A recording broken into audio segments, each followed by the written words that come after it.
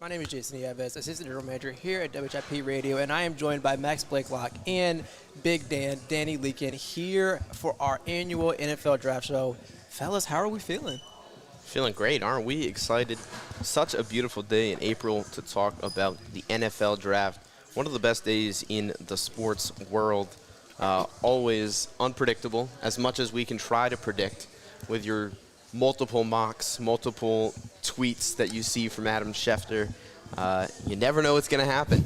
And we are now about 15, 20 minutes away from the commissioner going out to the podium and hearing what we're going to hear. Yeah, I mean, the three of us in total have spent I'm Max Blakelock, by the way. Yeah, and I'm Big Dan.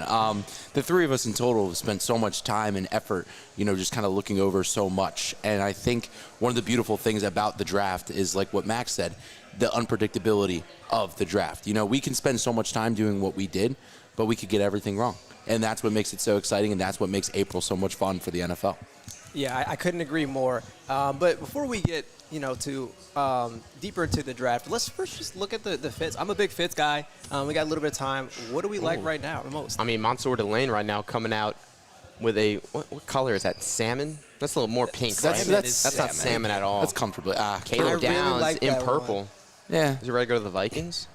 The Ravens? I liked What's he saying there? Malagoa's. He had the lay on around his neck. I really enjoyed I like his that fit. one too. That's one that I'm rocking with. That's the first time, Dan, I've ever heard you give a compliment to Maui Noah. You missed me in the car. Guy. I did say that it's not that I don't not like him, but we'll get more into this as we move on. We won't talk about this Definitely. right now. And we're now going to bring in my guy, Taylor Uberti, here at Fieldhouse on 9th and Spring Garden, indoor sports facility. Talk a little bit about the draft and a little bit about what you got going on here at Fieldhouse. I know, but we want to tell the people. So, Taylor, thanks for joining us. What's going on, guys? Thanks for having me on. This is exciting. I'm super excited for you guys being here at Fieldhouse, and I'm excited to talk about Fieldhouse a little bit.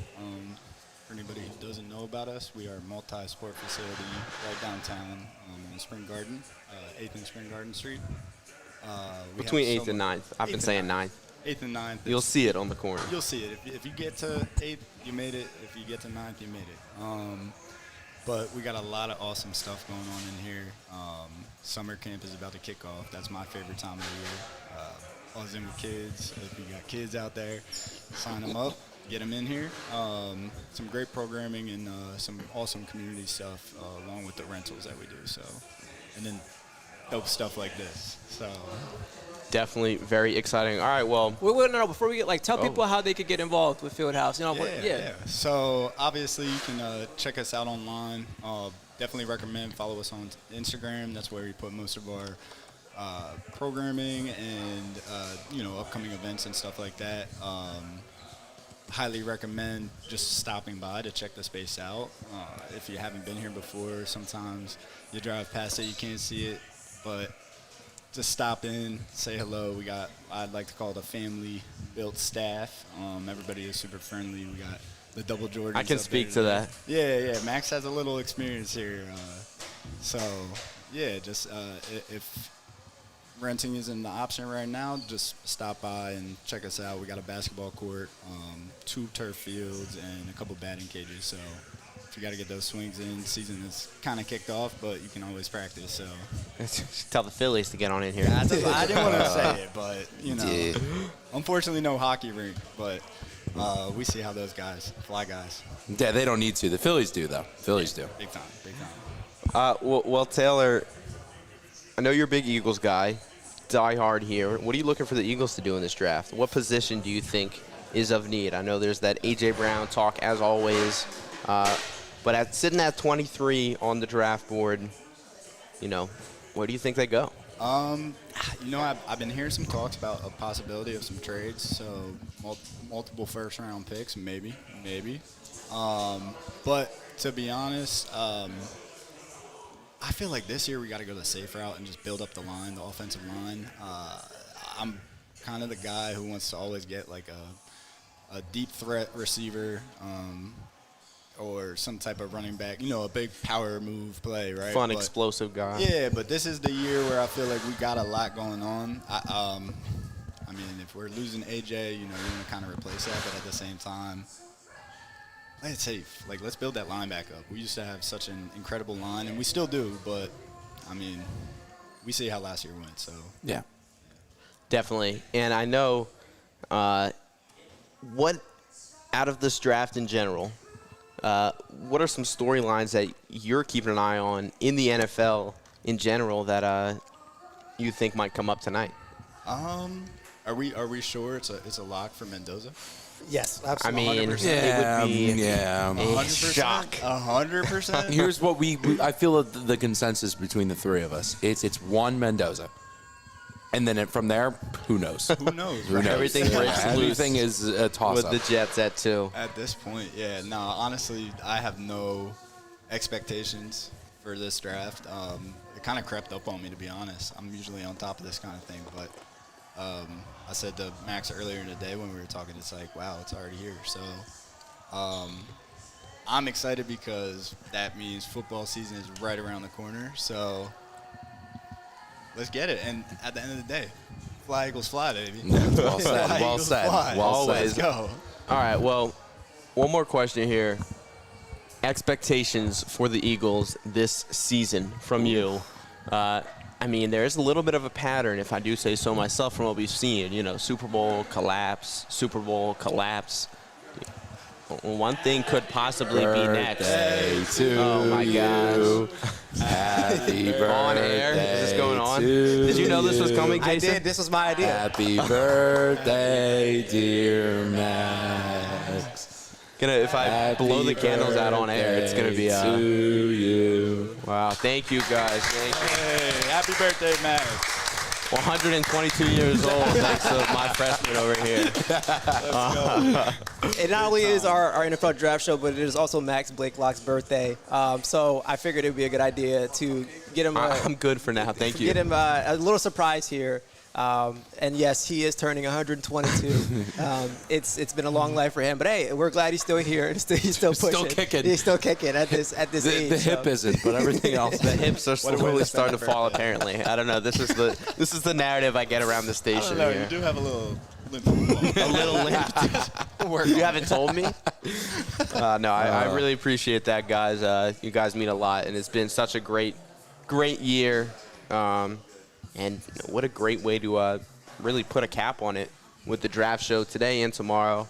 Although Charlie and I have one more Mondays on Montgomery on Monday. Tune in to Monday morning. You'll be there. You can tune into that, our morning show. But yeah, wow, that threw me off. I was not ready for that. I'm so glad you were actually My mom, surprised. because my mom brought something, and I was like, no, we don't need, come on, it's fine. It was real hard to hide that, to keep you distracted. It's like all right, To keep me distracted, I thought you had called I was me. running around. So what's funny is you were standing on top of it as you were moving that table, and we're shouting to Josh, the bag, and he's just standing there, and we're like, we gotta get it over here. I'm surprised you guys. Thank have you. known that Well- for a while. It's pretty easy. But wait, I remember Eagles expectations over here. Yes.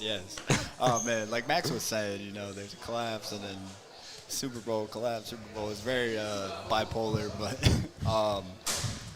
I think I said last year we're gonna run it back, and then the next year a three-peat. So I think I'm gonna stay on brand with what I've been saying, and we're taking it to the bowl this year. Okay. At the end of the day, look, I just want a winning season, and I want to watch a lot of exciting, fun games. And in my mind, exciting, fun games are absolute blowouts. Keep their foot on the neck. I like it. So I love it. Well, Taylor, thank you so much for joining us and for everything that you've done to help this get set up. And remember, always come to Fieldhouse. yes. Use Stop the by. facility. You can go see. I have banners in the basketball courts. If you go to the basketball court, my name is on name is 3 up there. banners. I should have showed you, Big Dan, That's why but he's got that messed up hip. that's why all of my athletic abilities have come from here. You sleep on me, but What was that, 3 years ago? I do have 3 of them. It's true. Last year, Yeah. 2 years ago, 1 year. Undefeated, right? Undefeated, yes. If you want to do more of that, if you got kids, send them to summer camp, Yeah. Down at 814 Spring Garden Street. CEO camp. Great time. Stop by. Thanks for having me, guys. Thanks, I appreciate it. Taylor. Thank you. So, of course, a shout-out for Fieldhouse, but also a shout-out for Philly Style. Thank you for they gifted us three free boxes of pizza. So every pick will be sponsored, of course, by Philly Style here on the NFL Draft Show by WHIP. And, of course, also shout-out to Miss Erica for making all of these. Yes. Shout out Miss Erica. She's not even paying attention. Lillian's Always. not paying attention. I'll say it again. Shout out Miss Erica. For all the stickers. All the stickers, but also all the support throughout the Yeah. years. Miss Erica is probably our #1 supporter on Instagram, Yeah. and we really appreciate that. I don't know Miss Erica personally, but I feel like I do because of Will the there be a support that we time, get. producer? Will there be a time where we can? Graduation Okay. next year. You'll Now have we know. to be there. Those are our top 3 supporters for this draft show. It is, of Philly course, Style, Fieldhouse, Fieldhouse, Philly and Style, Miss and Miss Erica. So those are 3 people we're keeping in mind the entire draft show. But let's Well, I mean, we have about 7 minutes until the draft comes on, and that's 8 o'clock. We'll bring on our first member. But when it comes to building up to 8 o'clock, let's give some thoughts of our own. I know Yes. the 3 of us have spent endless hours working on preparing for all the possible prospects and all the possible possibilities. Still won't get it right. But let's go through our mock drafts. let's actually go through our rankings of the positions. I think that'll be much better. I agree. Okay, so quarterbacks. I think we can look at this and say there's this one. I think we can all agree on in some degree. Obviously, Fernando Mendoza, I think, is one. And then to me, it's like, all right, whoever else you want, figure it out. To me, it is very much going to be I think there's an A, a B, and then an F. Yeah. fair enough. And then all F's, It's- And then really. Carson Yes, Beck. it's Mendoza, and F then minus? Simpson is the Yes. next best thing there. And then if you're feeling it, Garrett Nussmeier is probably the other one. And then I think Yeah. him and Drew Aller. Some people like Drew Aller. Yeah, but it's the injury history, like coming off the injury that he an ankle injury late in the season that sidelined him.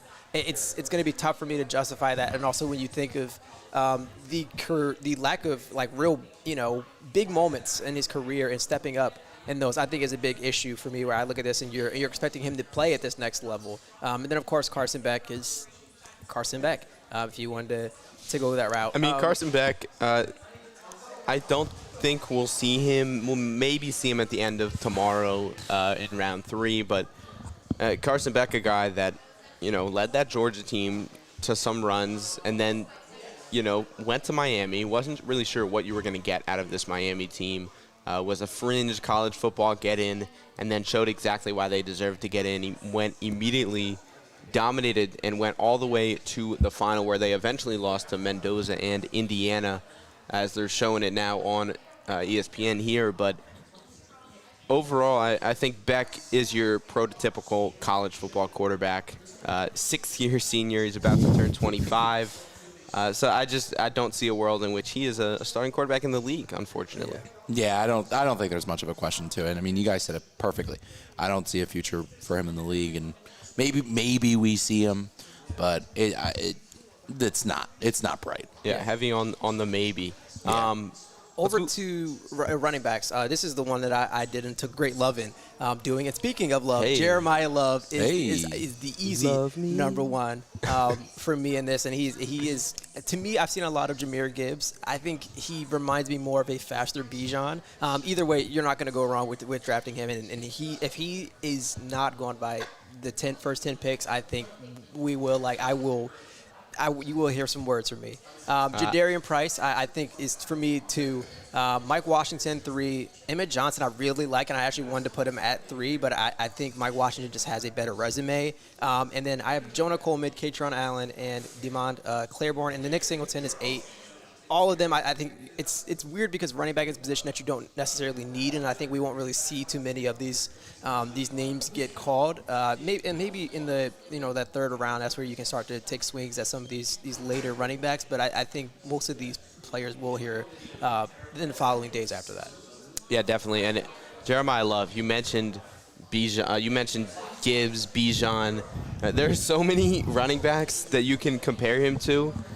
And everyone that you compare him to is a guy of first-team All-Pro stature, whether it's Gibbs, Bijan, you've heard CMC. The way not only can he run the ball, but his pass catching ability, just an overall weapon that is going to make an immediate impact no matter where he goes. I think he could possibly go 3 to the Cardinals, if not there, 4 to the Titans, or possibly if somebody trades up to grab him.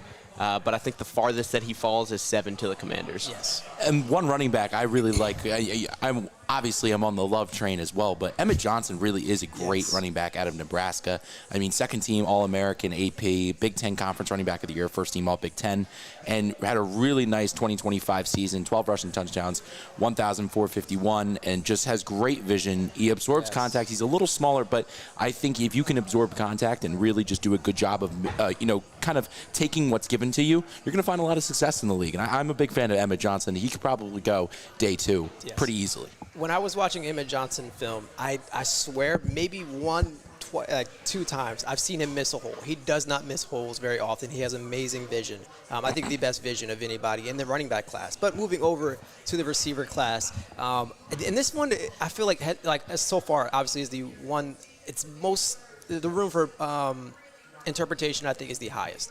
I have Carnell Tate, Mekhi Lemon, Jordan Tyson, Casey Concepcion, Denzel Boston, Omar Cooper Jr., Chris Barzell, Jeremy Bernard, Chris Bell, and then I'll cap it at Antonio Williams at 10, but I think there's a lot more receivers after that we'll hear. But those are my top 10 in that order. Jordan Tyson is a name that we've heard could potentially be a lot higher than what people think. But I really like Mekhi Lemon's ability to match up anywhere on the field. And even if he is a smaller, undersized receiver, he still can play physical on the outside and still be the, get the ball type of receiver that you would need. So I'm really high on Mekhi Lemon. And I think Carnell Tate, to me, is the best receiver in this class.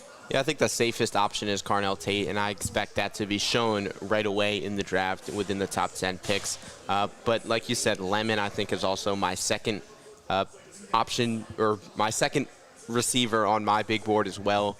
But a sneaky guy, a guy that has a lot of question marks because of injury history, but the talent is undeniable, is a guy like Jordan Tyson from Arizona State. Been rumored that possibly the Giants take him at 10 or Jets at 16 possibly.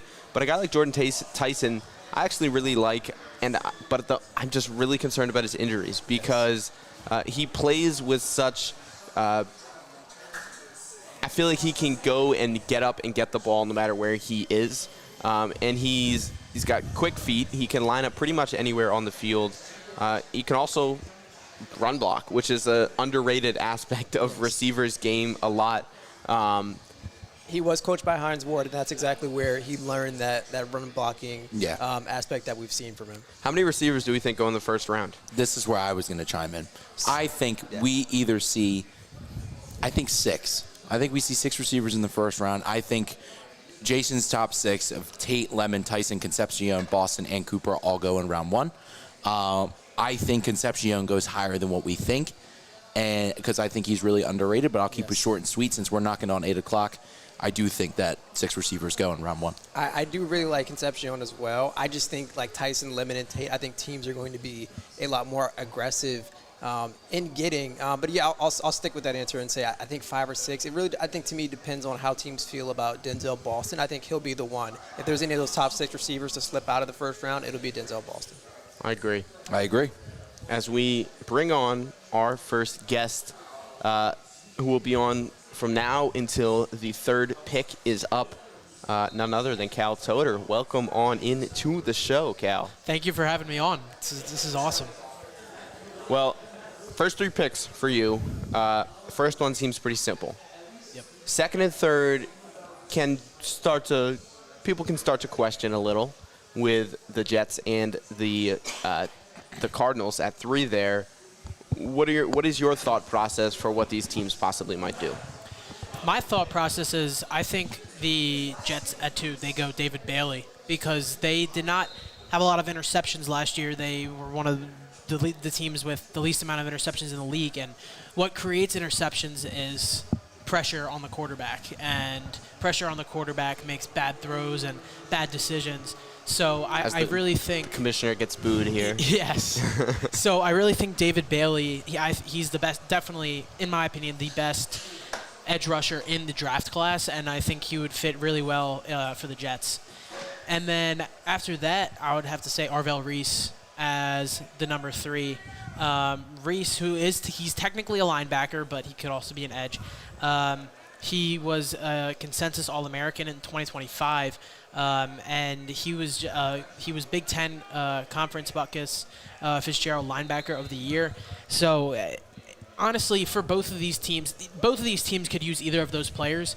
But personally, I think Bailey is better than Reese, and that's why I think Bailey is going to go 2 and then Reese at 3.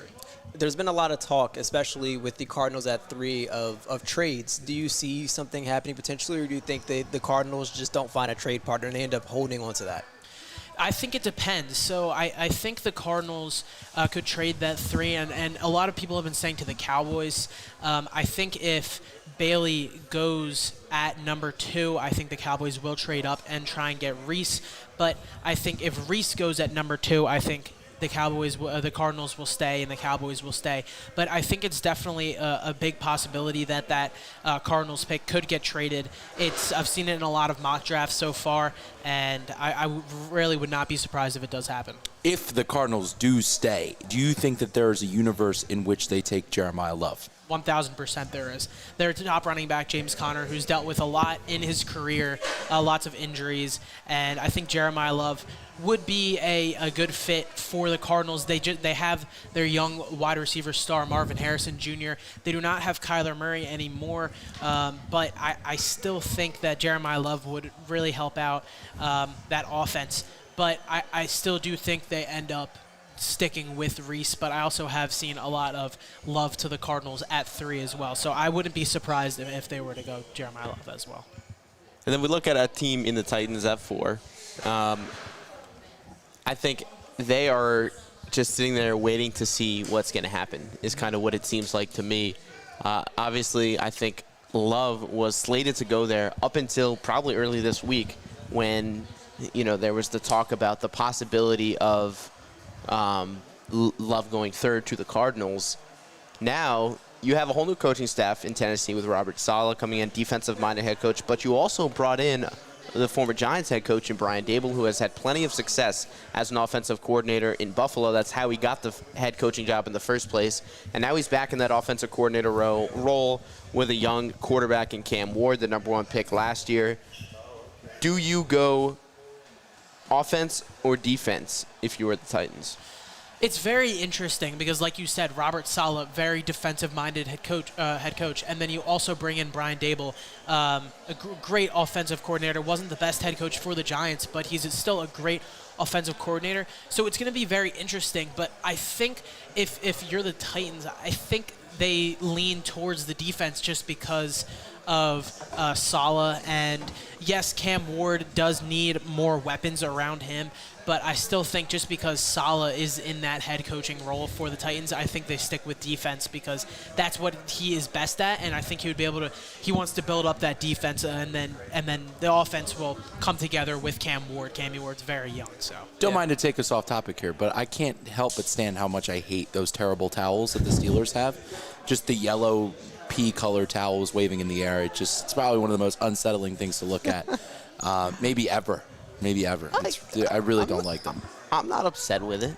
I really don't like them. It's like a rally towel or the energy to the crowd. Yeah, it's but also like, unique to their team. That's what makes it special. Yeah, but they just look ugly. I know you're on a Pittsburgh hating streak right now, Dan. With the Flyers Steelers bring up all their legends onto the stage, we are officially underway as the Raiders are on the clock and under 5 minutes. How long does it take them to just say Mendoza? Because they're going to milk it. They definitely milk it. Yeah, it's the draft. Yeah, they're gonna take until there's about 30 seconds. They're gonna show David Bailey, Arvell Reese in the green room, just waiting, and it's like Oh, they're getting a call from their family members. They're like, oh, is this a fake? Like they're going number 1. Yeah. I can't believe we're underway now though. Right now, it feels like look at that. a month of waiting and rumors Yeah. and stuff finally coming They to have fruition. finally shortened the, No the doubt. draft time for the first round, so it'll be 8 minutes instead of 10, like it traditionally is. Which we'll see how much that actually matters when they announce it and then still take 5 minutes to actually, or they say the pick is in it and then still take 5 minutes after the fact to actually get there. But there is Fernando Mendoza Full at suit. his home, full suit. Everyone's Would got you a wear a full suit even if you were at home? Yeah. Yes, I think yes, you have to. 100%. Yes. Yeah. He was doing a Lego set earlier, an unreleased Lego set to prepare for the draft. I saw a picture on Twitter. Really? Yep. Wow. That does not surprise me from Mendoza Yep. at all. It was pretty cool, actually. Yeah, that's awesome. Their family looks like they're posing for like a family portrait. They looks like are it not would- allowed to talk to It would each be other at taken all. like They're at a definitely- beach. Yeah, they're with, like, the definitely water gonna in be the on the cover background. of like some local magazine in their town. Like that to me is like that's what that screams to me. Oh yeah. But Kyle, tell us about Fernando Mendoza. It's really easy to say like national champion. National champion. They already have him as the number 1 overall pick and Heisman Trophy winner. Projected number 1 pick is what it says. But what makes Fernando Mendoza stand out besides the obvious? Well, he led the nation in touchdowns and QB rating. He was efficient in the red zone, 39-0 ratio in the red zone. He was accurate. He was 3rd in the Big Ten in completion percentage, 5th in the nation, and he's not afraid to use his legs. He's he's a huge guy, 6'5", 236 pounds, according to the combine measurements. And we saw in the national championship, he used his legs to score that touchdown, and he's just able to do everything. They're showing the Penn State game. I was actually at that Penn State game. You can see me in that clip. Were you I was really? standing. He so was the one on who that got catch, beat off the line, and they. Cal's actually the ref that's like fully like being like, yeah. it's a catch. No, but I was sitting right in that end zone, and I was able to see that throw, and it was beautiful. Like the throw, the catch. I don't know what was better, but Mendoza, there are like something he benefits from a big RPO offense. Sometimes receivers tend to bail him out on contested balls. He does sometimes have trouble escaping the pocket when it collapses. He has about an average arm, an average pocket mobility, but everything else, he's able to hit his open targets. He's able to run. Once he's out of the pocket, a very effective runner, able to hit open target. He makes quick decisions. So Very Cal, effective, but also very tough. And I think we saw that in Yes. that Miami clip. It looks like the pick is in. They're doing the dap, but we know who it is. Just get to Pumped it. up. Yep. I want to add something about yes. Mendoza, though. It's very underrated about him as a player. He probably has one of the best leadership and mentality that I've yeah. seen out of Oh, most yeah. drafts Oh, my God. in a really long time. He had a whole country rally around him in terms of that national championship game. I don't think there was a person on the planet, unless they were a Miami fan, that didn't want Mendoza to succeed. Hell, they even brought back ABBA for Mendoza. I was about to say. He was a very valuable guy. I think it could change the culture of that Raiders team completely. And I think he's someone that is really beneficial to what they're trying to build because, the Raiders' morale and mentality, I'd say, in the past couple of years hasn't been the greatest. So he's say the someone. least. Yeah. He's a franchise cornerstone in terms of not only his talent and ability, but his ability to change the locker room. And the pick is officially in. There we There it go. is. The first wow. pick is officially. And yeah, I think you're going to get somebody who, and this next question I'll kind of ask before the Raiders officially, or the commissioner officially gets up there. What is he getting to in Las Vegas? What is awaiting him for the Raiders? Well, I mean, it's tough. They're in a tough position. They made a lot of good signings in the offseason, especially on the defensive side. But on the offensive side, his best wide receiver is Trey Tucker. He does have Brock Bowers. He does have Ashton Genty. That O-line is okay. So it's going to be tough for him to walk onto that Raiders team. But it's Fernando Mendoza. He'll be able to figure it out. He was able to do it last year with Indiana, and I believe he'll be able to do it with Las Vegas as well. Yes, Yeah. this is a pick that will completely benefit the entire offense. And I know that's very easy to say with a quarterback, but I think especially when you think about how this will impact Ashton Genty, especially with the RPO action, it'll potentially open up a lot more for him. But go ahead, Max. But this is also future-based, this pick, and they've shown that. They haven't come out and said it, obviously. They can't say that until they draft a guy like Mendoza. But they signed Kirk Cousins just recently, and Kirk Cousins was signed to be the starter, I think. And I think because of that, you're bringing in Mendoza, you're having him sit a year. Do you really think they end up having him sit a year, though? Maybe not a full year, but I don't think he starts week know. one. I think I'll it gives say him, that now. I think it gives him proper Here comes competition. Commissioner Goodell. Finish your point, Yeah. though. That's my point. I mean, I'm just saying. I think, this is a pick for the future, and it's a great pick for the future, though. All right, we here go. is the first pick of the 2026 NFL Draft.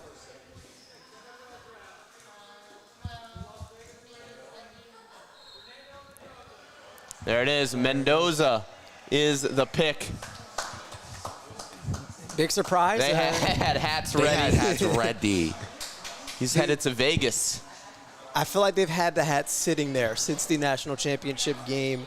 But, and look, this is where the draft obviously really starts now. But we do got to give Mendoza some credit here, as he genuinely was one of the best prospects that we've seen in this draft class in its entirety.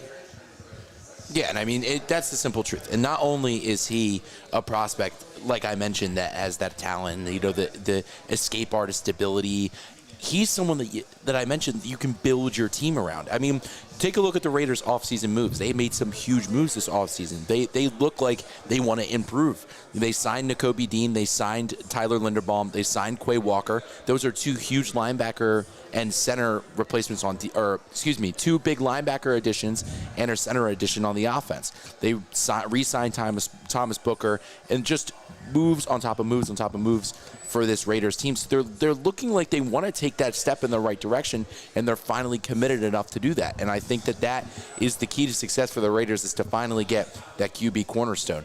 And I think now like you mentioned, Jason, it really starts now, because what are the Jets going to do in this scenario? Yes, exactly. The Jets, and look, I'm even proud of them for even keeping the clock running here. Hopefully this will be an effective draft, but the Jets are officially now on the clock. Look, this is naturally where we see the draft start.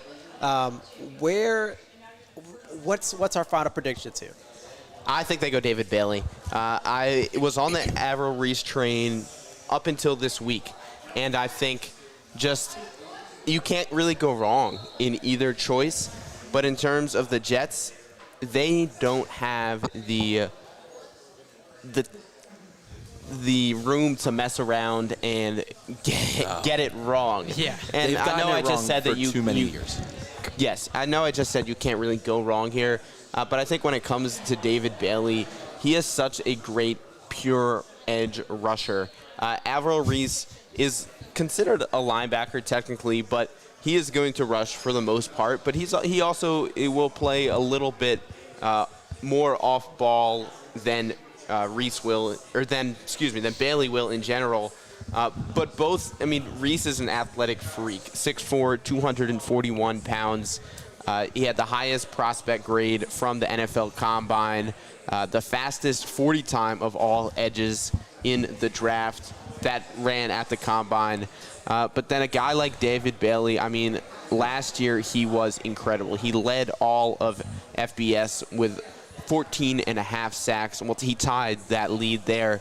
But the highest in all of college football with PFF grade with 93.3. And I think just a guy like David Bailey, he has the experience. He played at Stanford for 3 years prior to going to Texas Tech this past year. And I think for the Jets, he's less of a project than the others. Yes. As the pick is in. The pick is officially in. For me, I still think it's Avril Reese. I think the Jets don't have too much room to mess up, but you're still getting a player in Avril Reese who can make an impact. Like, we saw what he was able to do at the collegiate level without any real skill moves, without learning stuff. And you hear him talk about playing edge, and it's like he's like, yeah, like I was finding out like what this meant after the fact, and it's like that to me is insane, and that to me I think speaks volumes to the type of athlete that he is and the type of player that he will immediately be for a team and impact. I think for me it's Avril Reese. Personally, as the final host and technically the tiebreaker in this, for the first time, How do we maybe let in the a couple, freshman be the tiebreaker? maybe Jason? for the first time in a couple of weeks, I'm going to agree with Max. I think they go David Bailey. I did it. I think David Is Bailey. it because it's my birthday, Dan? No, it's actually not. I think David Bailey's a little more polished, and I just do not think the Jets are in a spot to have to develop someone right now. Exactly. And I just think you got to, as much as I love Arvell Reese as a prospect, there's levels into having to develop someone this young. Cal, especially really, with the Jets. Cal, really quickly, who do you have? David Bailey. I was also on the Arvell Reese train, but now I'm on the David Bailey train. He's just so good, and he's already at a great level. So, and like Dan said, the Jets aren't in a spot to develop anybody. So I think taking David Bailey here would be the best bet for the Jets now and for the future, because he's already in a great spot as he is. So I gotta say David Bailey here. It would be a very Jets thing to take someone like Ruben Bain, though. No, Like, I was actually gonna. And I not was gonna to- mention that. Like, I would not be That's not- surprised. not to say Not that gonna Ruben happen. Bain is a bad player. It's just there's definitely players I would rather take in him in this scenario. It would be so Jets to do that. It Yes. really would. Well, here's my guy Roger coming up to the podium. He's your Yep. guy? Wow. First name basis, me and Roger. Actually, All I'm right, excited to see here what he is says. the Jets pick. First name basis.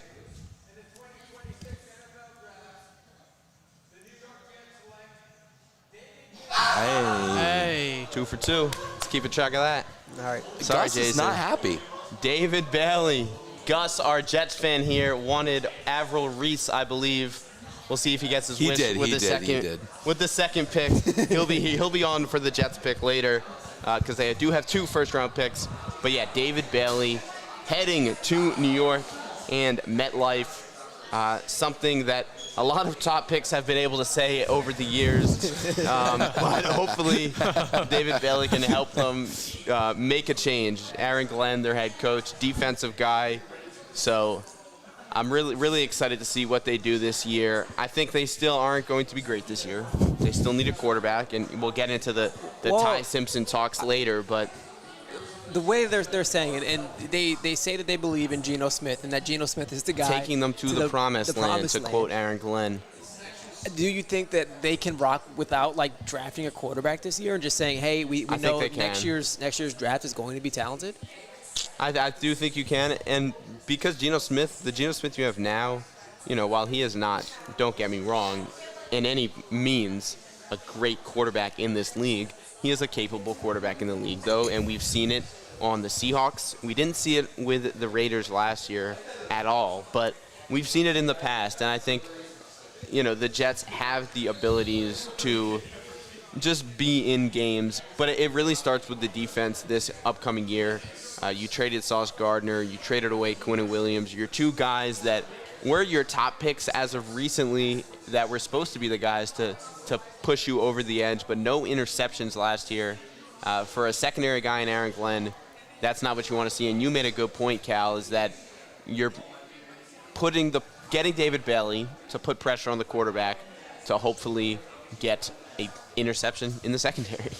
Yeah, and I think another thing you got to think about with Bailey is that, once again, as they've done a couple times, this is another franchise cornerstone, but this in the defensive department is maybe the biggest one I can think of. Yeah. He's going to be an immediately impact player. I mean, personally, Max, I kind of disagree with you in the sense of just waiting for the next draft. I mean, I think the point of, going out for all, 17 weeks you play is to put out a product on the field that and entertain or win. It's going to set you back. Is it worth it? You look at the teams in the 2022 NFL draft, the guys that took then Will you Levis, ask someone the like guy- Gus, who has had to watch this team since he's been born, and it's been the same thing over and over and over and over again. So it's Mark Sanchez for a few years. Yeah, exactly. So it's like they want to win, man. And I'm not to say I disagree with this pick whatsoever, but I just think waiting it's just an interesting decision to make. Definitely. Well, let's move on a little bit now because the Cardinals now 3 minutes left on the clock. It's been talked about. Jeremiah Love possibly here. Could see Avril Reese here, but they also, and probably are, working the phones. Jason, I know you were adamant about a trade happening here with 2 minutes and 45 seconds left on the clock here. Working. What are the chances that could happen? To me, I'm looking at this and saying, I think this is a position, I hate the Cowboys. The Cowboys could trade up here, and I could see the Saints. The Saints are another team that I literally mocked when I did my final mock draft this morning. I had the Saints trading up to be in this position, and it seems like the Cardinals are clearly taking that time to really think about that and consider the options. To me, I look at this and say, they probably want to go offensive line. I think that makes the most sense for them. You feel kind of dumb going offensive line here at 3. I think if you can trade back, get some capital, and it seems like Big Dan, may agree with that. So No, I disagree with that. I You think think they go personally, offensive line here? no, I think it's too early for any of the guys in the offensive line, and not to say so you just agreed with that's what I'm saying. Jason said. I'm saying because of that, they should trade back. It's all right. That's early blunder. Yeah, Yes. that one's on Big Dan. Yes, that I one's was on like, Big Dan. look, if Big you're mistake Arizona, from I Big think they Dan. want to go offensive line. All right, instead of going offensive line at 3, you find That's on somebody, me. to move back. You can get some Yeah. draft capital and get a lineman a bit later. Couldn't in the agree more. drafts. Yes, that is. I agree 1,000% Jesus, with yeah, that. it's almost like I know what I'm doing I'm here. sorry, you know? Jason. That's on Big Dan. Look, That's a big mistake from Big Dan. Hopefully, Oh, look at all those That's- those there's a Jets lot of- jerseys of an Aaron Rodgers jersey, Quinnen Williams. It's all right. A minute and 25 left. They are really working Yeah. the phone. They're here. going to. I think this is going to come down to the wire here. I've never wanted to check Twitter more. No, I like the suspense of waiting and Oh, seeing. nope. Pick is in. Pick All is right, out. so no trade. Oh, no trade. We did hear a lot of talks about possibly a trade, but also we heard on the other side that this could possibly be the first round with the least trades in a few years, and we haven't seen anything yet. Last year we saw something right away with the second pick, so we shall see. All right, who do we think gets snagged here, guys? I think it's Love. I think it is Love as well. You could it's go not Reese, Love, it's Reese. And I wouldn't be upset with. I think it's Reese one or here. the other. Yes. Oh, wait. Or Maui Noah. That would be a shock to me. No. Yeah, I personally, I'm gonna disagree with you guys. I think they go Reese. Reese. I think it's Reese. I think that they take a stab on someone who is raw, as we mentioned before, but at the end of the day, he's a freak athlete and a consensus All-American. I just feel like he's someone that you can't deny who could make an immediate impact on that defense, especially that's an area in which has struggled for them in the past couple of years. I just think, in terms of need, they need Arvil Reese. Well, it's going to be interesting. I keep looking at this and saying, to me, it's just confusing. I think I'm trying to be firm and resolute in my answer here, and I can't do it. I know it's going to be Love or Reese. I'm gonna say Love. I'm sticking with Love now. Cal, what do you got? I think, you know what? I think I'm going to go Love. Cardinals You said, you know what? And I thought he was going to go completely different. No. The Cardinals hired Mike LaFleur, who was previously the offensive coordinator with the Rams, so I think he's going to go offense here, and I think he's going to go with Love. All right, here we go. The commissioner is at the podium.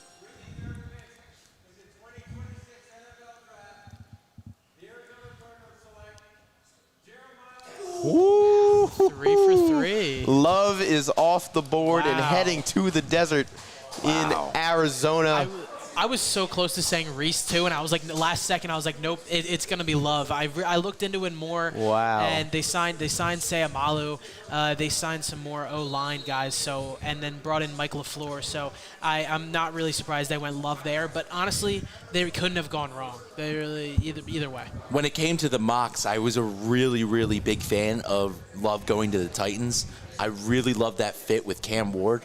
So I'm a little disappointed in that, but I think the desert, obviously the desert is getting a phenomenal product in Jeremiah Love, one of the best college running backs we've seen in a really, really long time. Personally, I say Saquon. Okay, you said a really, really long time, and I was like, what do you consider a really, really long Yeah, time? Saquon. I think highest Saquon's the right drafted pick there. running Yeah. back since Saquon. So yeah, actually. I would say Yeah, he's there it the- is.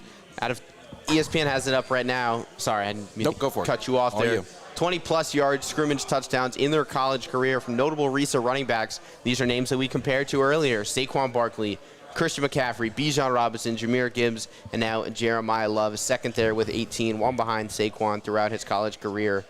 But wow, he's Jeremiah going to be a Love. freak in this league. And I'm so excited to watch him play. there's a lot of So these is my teams. Dynasty Fantasy team. I just had to bring it up once. There's a lot of these teams that really just need a face, if that makes sense. I think they need an identity, and I think this Okay. is a.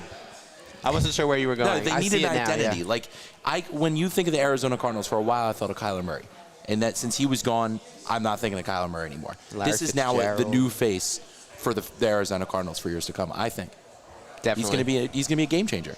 Yeah. They have his high school alma mater up there, and they are losing their mind. Thank you, but Cal. Let's Go ahead. Thank you for having Cal. me, guys. I really appreciate it. It was a great Cal will time. be back with us tomorrow for the draft show as well. And stepping up to the plate, Now batting. Richard. There we go. All right, Richard. Rich, I gotta ask Mitchell. you, we made the betting analogy. What would be your walk-up song? Ooh, for baseball? For this. Oh, for this? If we were to cue you in with a song, what would it be? Fuel. I think that's, I don't know. Ooh, give me fuel, give me fire. That's a very, out of pocket question. I was ready to talk about the draft. You guys are like, what's your walk-up song? This is what we got to think about. You know, it's not all about just straight football. We got to just throw in a couple of. It's a long show. We're gonna be here for a while. Yeah, I don't want to just talk football the entire It's time. moving though. Look, Like, It does feel faster. Why would It you does say feel that? faster. Now, why would you say that? Because now it's gonna. Am I jinxing it? I think Yeah. you are. Now but- every pick's going to take 5 minutes. Yes. Either way, the Titans are on the board here. Rich, where are you thinking? I think they go Reese in all of our mock drafts. Unfortunately, Reese was taken, and if either Yeah. edge was available for the Titans, I think they take the edge. And Reese is right there for the taking. I think they wanted to take Love. In my opinion, I wouldn't do that because you're putting him into a really bad situation with that offense. But to combine someone with Simmons and especially Reese, Pick is in. That was who- quick. that was quick. Who Okay. in all of my time of the draft, I've never heard a scout describe someone as violent like they did with Reese. He said he had a high motor and he was prone to violence, which That's as crazy. an edge rusher, I love that. Alvarez had a 0.4 GPA in high school. Did he actually? Can you believe that? No. He's going to be good on film then. That's what that tells you.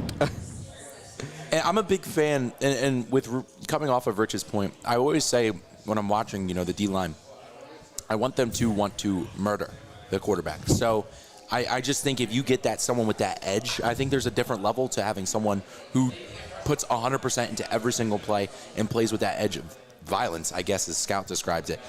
He's going to be a game changer if they go with Arvell Reese here. I could also see them going with Sonny Styles. That's an interesting one That that is nobody true. really talks about. Guy like Sonny Styles, I think Jason's mock, you had the Saints trading up for him, but had the Titans, the 5 with the Giants now with 2 first-rounders. A lot of people talked about Sonny Styles going there, but now the Titans, I think if Reese falls one more, I would be shocked, and the Giants would be ecstatic to pair a guy like Avril Reese on the other side of Abdul Carter. I don't know if and maybe it's just me, but I don't know if Reese falls past here that the Giants pick him up. I think they would still look to go in the The direction Giants of don't of pick him up. of a There will be Caleb some Downs. phone Now calls. listen, let me say I would be shocked if they went Styles here, but if you're looking for a little bit more range in that linebacker spot, I think that's what you get with Styles. Yes. And I'm just saying. when All over the place, Yeah, Sonny you need Styles. someone to be that defensive anchor for you, and Sonny Styles can be that guy, as someone who is versatile. You could even line him up at safety. I think we talk a lot about, I mentioned Caleb Downs. There's that I think to me, and this is why I have Caleb Downs going so much higher, is that you hear about how these safeties can transform your defense, where you have a Kyle Hamilton. You see him come in and beat everything for the Ravens defense. And I think teams recognize that and say, all right, Caleb Downs is going to be a vital player, and he's going to be someone to keep an eye on when you're looking to rebuild your defense. And I could see the Titans going in a direction where they go with Sonny Styles because he can be that for them. Well, is this where the Ohio State train starts? I did my mock draft, and I wasn't thinking schools-wise. I'm cutting you off because the Commissioner's cut me there. off. Keep you Let's guys on a see. cliffhanger. Here they go.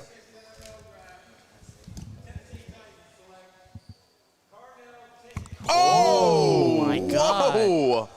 Wow. A shocker. Whoa. Carnell Tate, the first receiver off the board at 4. Okay. Whoa.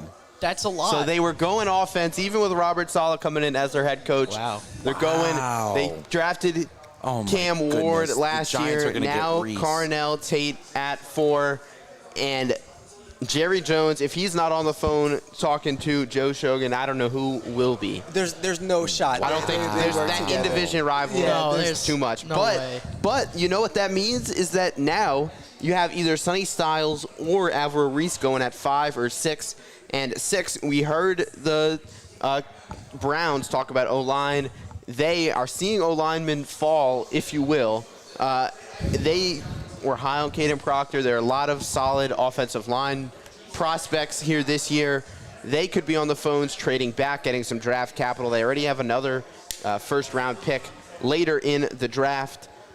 And that's something where I could see a team like the Cowboys trading up to get a guy like either Sonny Styles or Arvell Reese. But right now, let's focus on Carnell Tate being one of the biggest early surprises, I would say, in this draft. None of us had him going this early. None of us, I don't think. I think my I'm going 7 to the Commanders. I had him 6 for the Browns. I had him think 7 to the Commanders. So it's, I mean, I get it, and I agree that I think Carnell Tate is the best receiver. And look, everyone says that, oh, well, like, you're getting someone who can make an immediate impact. He's a safe option. To me, it's not just a safe option. He is the best receiver. He's dynamic. He's exactly what you need him to be. Giants pick is in, by the way. Quick, Giants We're pick. moving quick here. So over to Carnell Tate's great. It is a surprise to see him at 4, but you understand it with Cam Ward and wanting to pair him with someone who can be an immediate pass catcher and an immediate threat. But Giants, where are our final thoughts here? Now with 2 first-round picks, this might change. The Carnell Tate pick at 4 might change the way they think about the whole thing in general. With 2 first-round picks, who's possibly there at 10 that you didn't think there was going to be there because you have somebody at 5 now that you also didn't think was going to be there? Well, you go ahead, Rich. No, it's all good. Definitely going to change a lot. No matter what, this is defense. There's a lot of going on here. Do they take Downs early just so he doesn't fall? Do they take Styles early so he doesn't fall? Reese is still there, too. Or do they go with Reese and basically lock up their edges for the next 5-6 years, depending on what goes on? Can I throw something at you here, Rich? Do it. Or because Carnell Tate just went at 4, you have teams in front of you that clearly need a receiver in the Commanders and the Saints and even the Chiefs. Do you take a guy like Tyson or Lemon here because you're scared that they won't fall to you at 10? You definitely could. This draft has been chaotic to start off. So It's the NFL draft, baby. it is. So, people are looking. Reese is going to be a pick in the next 3 picks, no matter what. That's just going to happen. And so you have that out of the way. That was crazy. I thought I was going to go perfect, guys. Carnell Tate messed it up. Yeah, I think that messed up a lot of people, to be frank with you. I mean, We talk about perfect brackets. I wonder if there's ever been a perfect mock. No shot. no shot. No, probably. I still would say that's probably easier than. Well, bracket. unless you're like an insider, obviously. Yeah. But I mean, I think brackets are overrated. Like, who cares if you won a March Madness bracket at all? Like, to me, it's not a big deal. Like, oh, you got lucky. Yeah. You know? Subtle dig. But as our producer who won our March Madness bracket, sports director Lillian threatens to mute Jason's mic. I'm her boss. I don't know what to tell her. All right. Okay, All right. to me, Digress. To me, I feel like, yes, like Tyson is an option. I think Tyson will still be there at 10. I don't think any of these teams are going to bite, and I think the injury history is why. When you hear the concerns about that, it seems like, oh, it's there's constant like, oh, the idea of like if he's a safe option, when he's fully healthy, he's going to be this athletic and could be the number one pick or number one receiver in this class. To me, I don't see that still. I still think Carnell Tate's better. I'm still taking Mekhi Lemon over Jordan Tyson as well. But the Giants have fell in love with him. They've Joe Schoen has made the intention to take him on a dinner and be attentive with Jordan Tyson. I feel like you should do that with most of your prospects. Yeah. But I want to take a second to quickly highlight what you're getting at a Carnell Tate. I mean, he's someone that can just do everything for you. He's easily going to be one of the best Titans targets in long time. Long time. Since A.J. Brown. Yeah. Had a phenomenal 2 years, I would say, at Ohio State in 24 and 25. Combined, I'd say 1,700 yards. Phenomenal X receiver, great route runner. Doesn't have that kind of that elite speed, to kind of like break away. But again, I think the route running that kind of overshadows that negative, and he's just one of those Ohio State receivers that is just going to make that immediate impact on every team. And I'm very interested to see him paired up with someone like Cam Ward, because Cam Ward can really sling it. Exactly. Also brought in Wan'Dale Robinson from the Giants to be another option for Cam Ward. You just shush your hands at that. Wan'Dale Robinson is a solid receiver, too. He's definitely not a receiver 1. And some might even argue borderline receiver 2, but they paid him to be a big part of that offense. I think the important thing to consider with Carnell Tate as well is that he was never the number one option in an Ohio State offense full of elite receivers, and he was still putting up productive numbers. I think that's a big part of why he's so high when you consider the potential of if he is a full number one option like he will be in the Titans offense, and not like silky smooth route runner. You're getting someone who can be a threat from all three levels for you. I think this is a good pick, and especially when you consider the needs of Cam Ward and wanting to improve that offense instantly and get your guy, that threat. To me, it just, you can't go wrong. I think it's just really important as we go on into day 2 that they do snag some type of offensive line, especially in the interior, because it's still terrible. They didn't do much in the offseason to really take a step forward in their development of the offensive line. I mean, sure, they signed Austin Schlottman, but I mean that and Cordell Volson, but that's not enough to kind of take that step forward into protecting Cam Ward, because I think a lot of his issues came with that terrible, terrible offensive line last year. So they need to get someone like Bisontis in that second round, really just jump on that as quick as they can and as soon as they can. There's a trade, apparently? Trade? There's a trade. I don't see anything yet. Trade update. All right, I'm twittering. No, don't Twitter, don't Twitter, because the pick is in. Wait for the Wait, yeah, pick. the pick was let's in. wait. How is there a trade? Well, here. This is Josh Gallard's fault if They all said they saw it on the banner on the TV. I don't see it anywhere. The pick's in. There's no It way might there's a be trade. for someone it different. could be. It, be also one- could be another team later in the draft. This is true. Doesn't have to mean it's a trade right What did now. I hear? I heard something Because they about would have Kansas switched City. this if it was a trade immediately. Most likely. Goodell will announce it, most likely. It would have popped up if it was for this.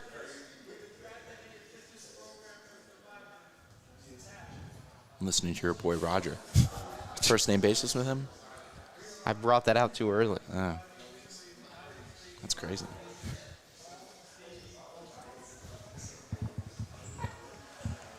As some guests to announce the pick For the G-Men.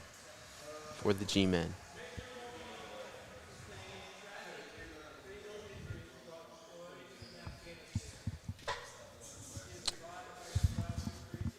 All right, really quickly, 2 words.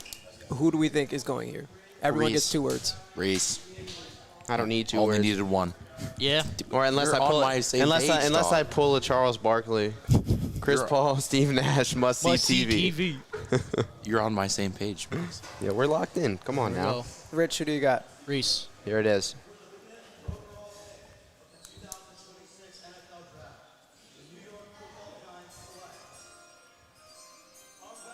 There it is. Arvell Reese That's going to New York, dangerous. pairing up with Abdul Carter.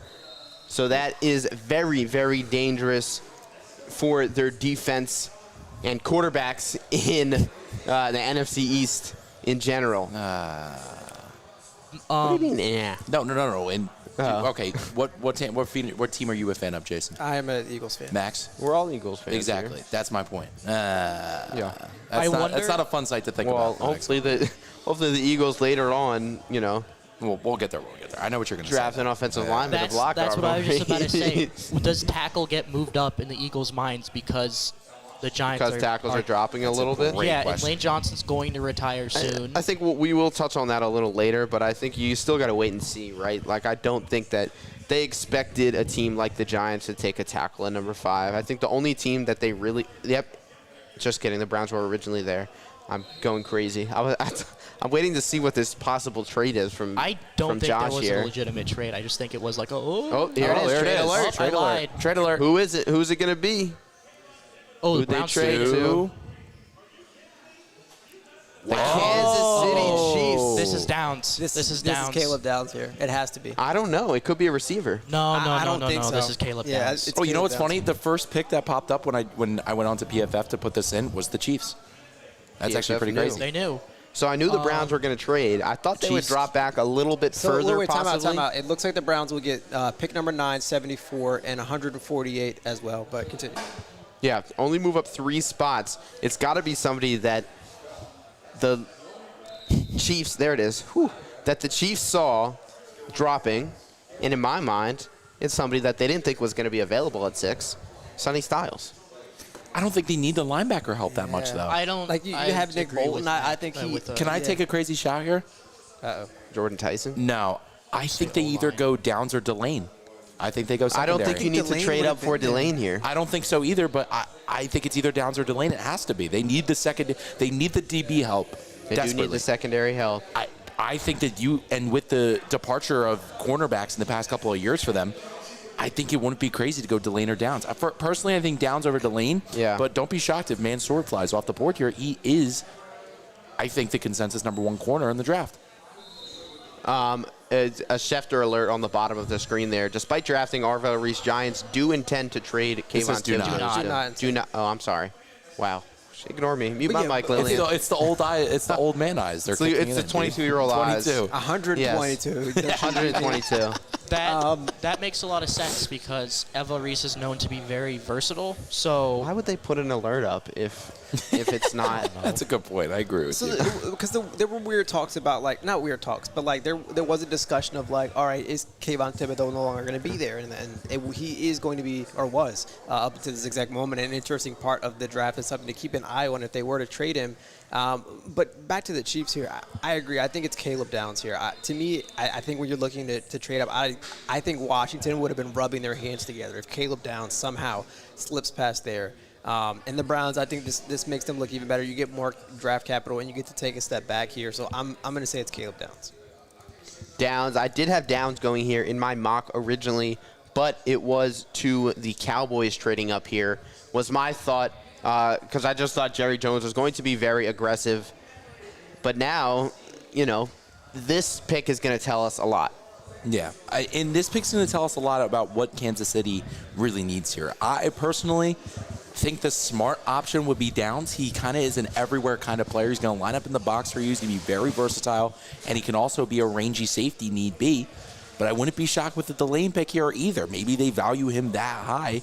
We've seen crazier things. And I just think Delane could be an option here for Kansas City. I think when you see the way Downs was falling, I don't think you trade up here for a Delane. I think your chances, to me, look better when you see like a Downs fall because teams will get more aggressive for I that. don't think they necessarily paid that much, though. I mean, they paid a third and a fifth, which it's a little bit. But if your guy is there, take your guy. You know what I mean? I'm a big, just if he's there, go for it.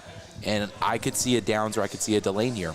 listen, Rich? I'll say this: if there's anyone I've watched the most tape on, is Caleb Downs when he was at Alabama, and he is a monster.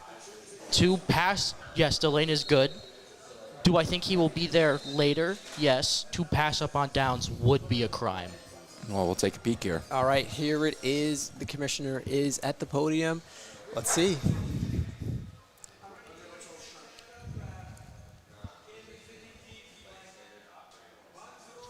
Woo! Come on, baby. Let's go.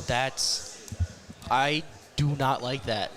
I didn't think they needed to jump for him. I like to offer your apology, Big Dan. I wasn't familiar with your game here. Come on now. Mansour Delane is the pick here for the Chiefs. I didn't think they needed At to trade up 6. either. I don't think so either, but I could. There's sometimes when you really sense that someone's going to be there. Thank you, Rich. All right, no problem. Yes, thank you so much, Rich. When your guy is there, you trade for your guy. I'm shocked that they did not go Downs, but there's some possibilities you just can't rule out in these scenarios. Delane's a great corner, so I think that this is a good pick for the Chiefs. Passing on Downs Washington is quickly tough. put in the pick, by the way, as we welcome in Josh Galarza here in his Temple football jersey. What a guy. Not quite sure who with number 30. Might be I don't think he knows who it is either. But Get him some bags, the Commanders here at 7 now have multiple options that they might not have even thought were available.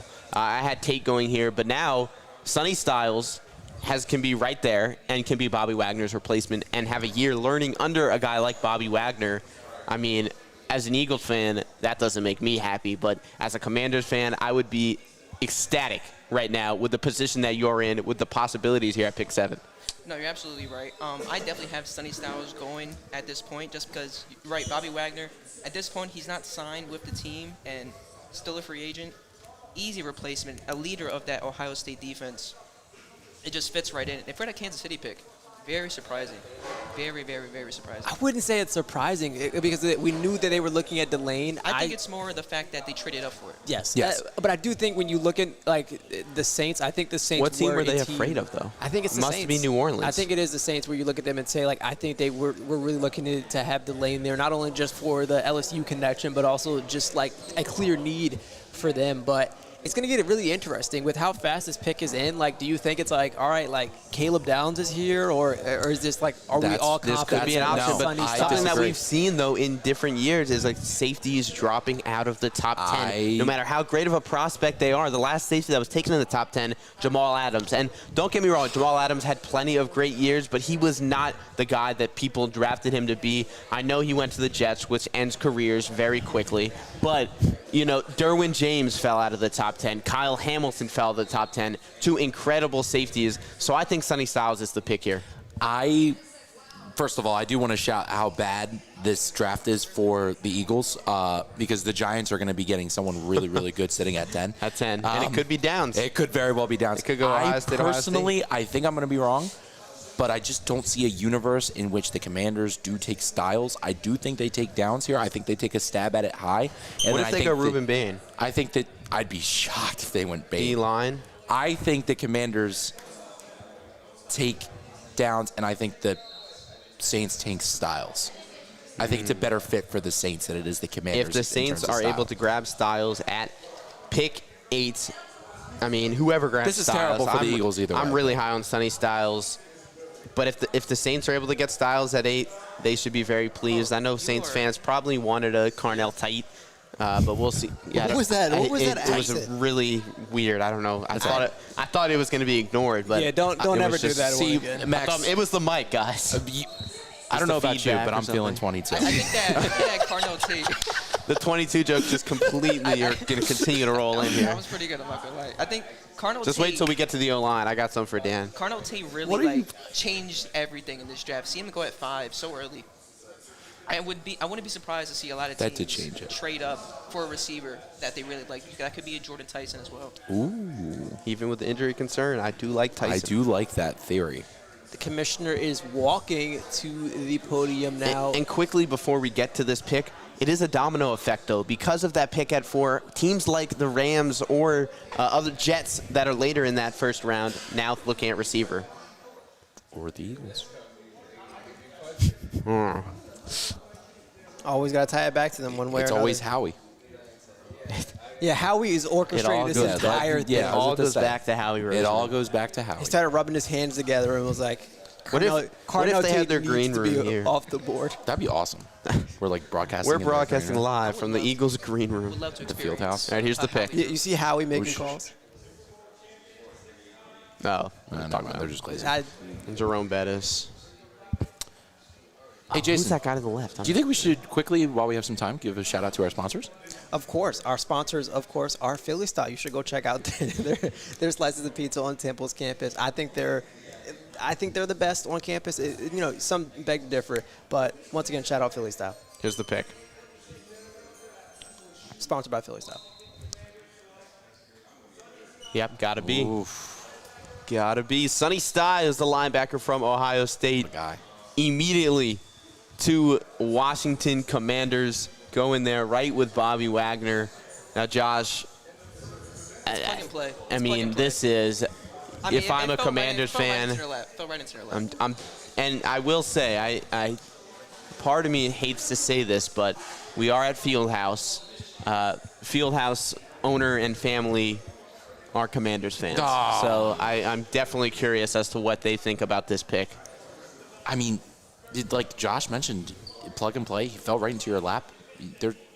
And immediately pick us in for the Saints, by the way. Who could that be? But sorry, go ahead. Let's talk a little bit about we Sonny got to talk about some Styles. Sonny Styles here. A linebacker with phenomenal play recognition. He's easily the best linebacker in the draft. His athleticism is through the charts. He bounced from linebacker to bounced from safety to linebacker, a similar jump that we saw Brian Urlacher make when he was a first-round pick back in the day. I just think he's someone who's going to be so good in the run game and in the pass game for this Commanders team, and a defensive blue chip leader for years to come.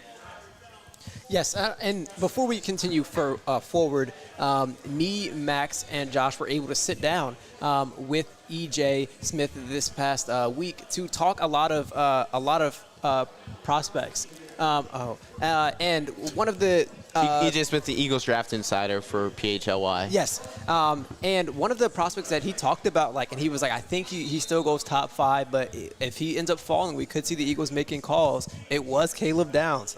So it's going to be really interesting to see which direction they go here. Well, right now, I mean, it's not going to the Saints because the Saints pick is in. They did that ASAP, no hesitation. Could we see Ruben Bain fly off the chart here? I think that's where my first thought went to, especially with Max's theory that I don't mind about Caleb Downs kind of, sinking down on the board here. Could we see Bain? You could see Bain. I like Bain. His arms are not very long. No, I know. There has not been a defensive end or edge rusher in general with arms shorter than 31 inches make the Pro Bowl or have a double-digit sack season since 1999. And Bain is someone that his power, I think, is something, though, that people can look past that because the strength that he plays with, getting a quick first step and then just using his ability to just power rush right through that offensive line.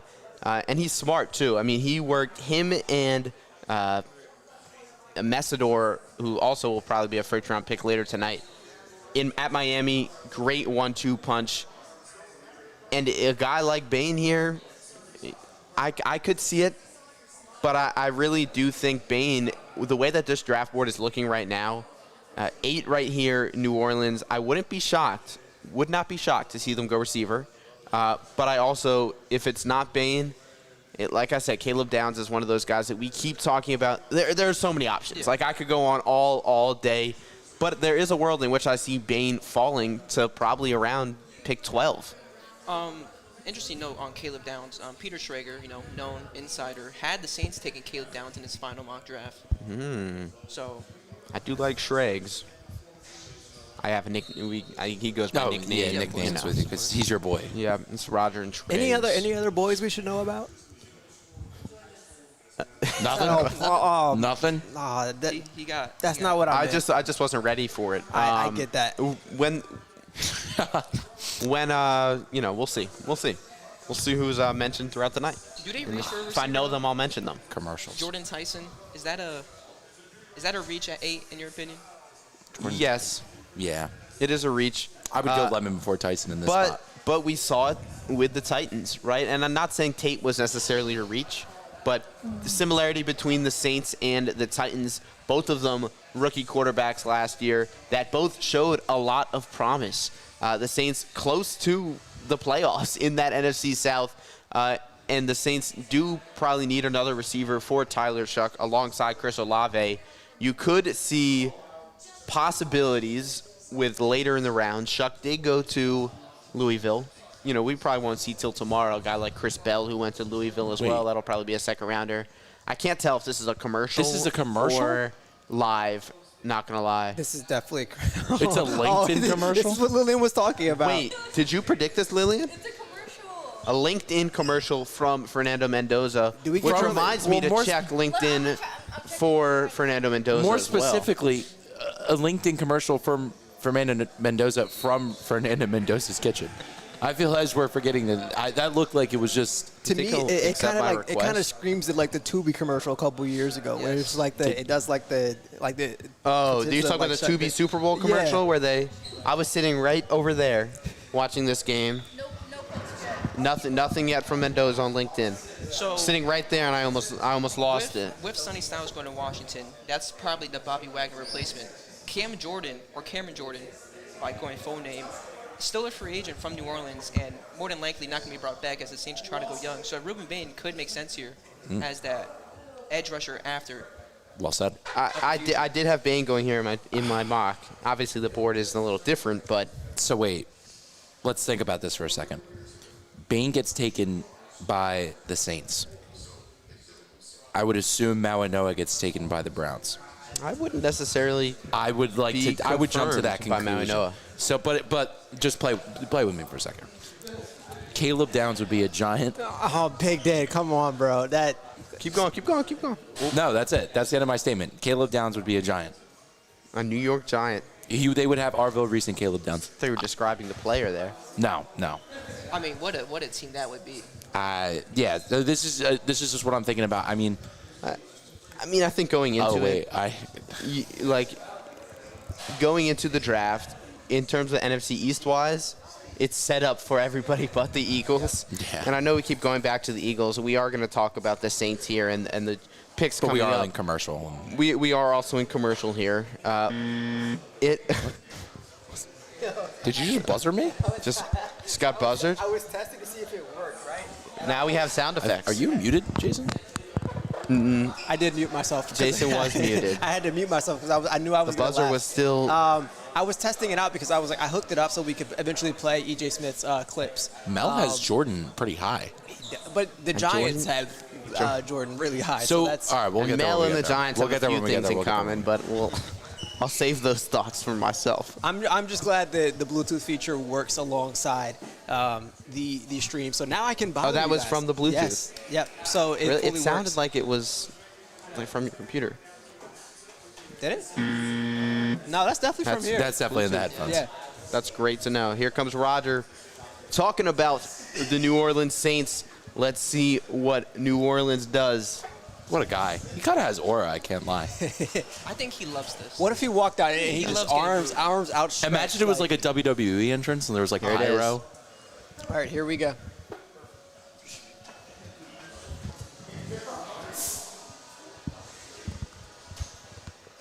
I heard the music and I'm not I hearing think they're the. doing Sweet Caroline. But they already did the dun-dun-dun, dun-dun-dun-dun. So I'm interested. No, normally that's the cue that. Yeah, oh, here we go.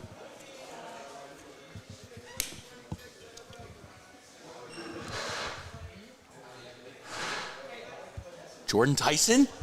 Wow.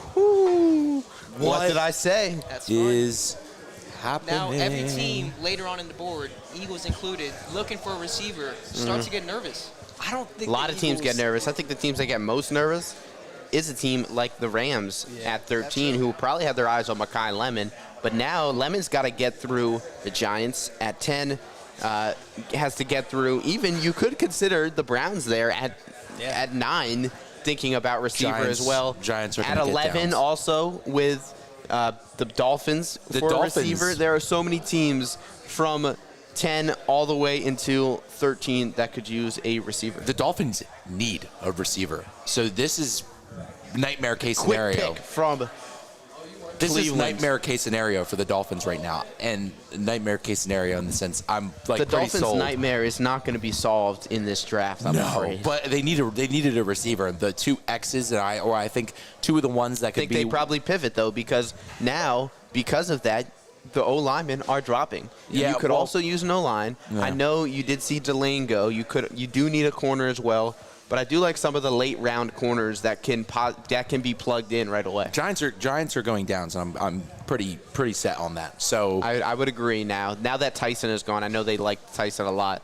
so But now Wait. Tyson doesn't have to go to MetLife. yeah, that's very Fair true. enough. Before we get any further, Jordan Tyson was just picked. There's a lot of concern about the injury history, but Josh, what can you tell us about what makes Jordan Tyson so good here for the Saints? I mean, you did mention the fact that he has those injury concerns, but he's still third-team All-American. Was a first-team in All Big 12. He's solid. He's solid blocking a run. One of the better physical receivers who can high point the ball pretty well. His route running is solid.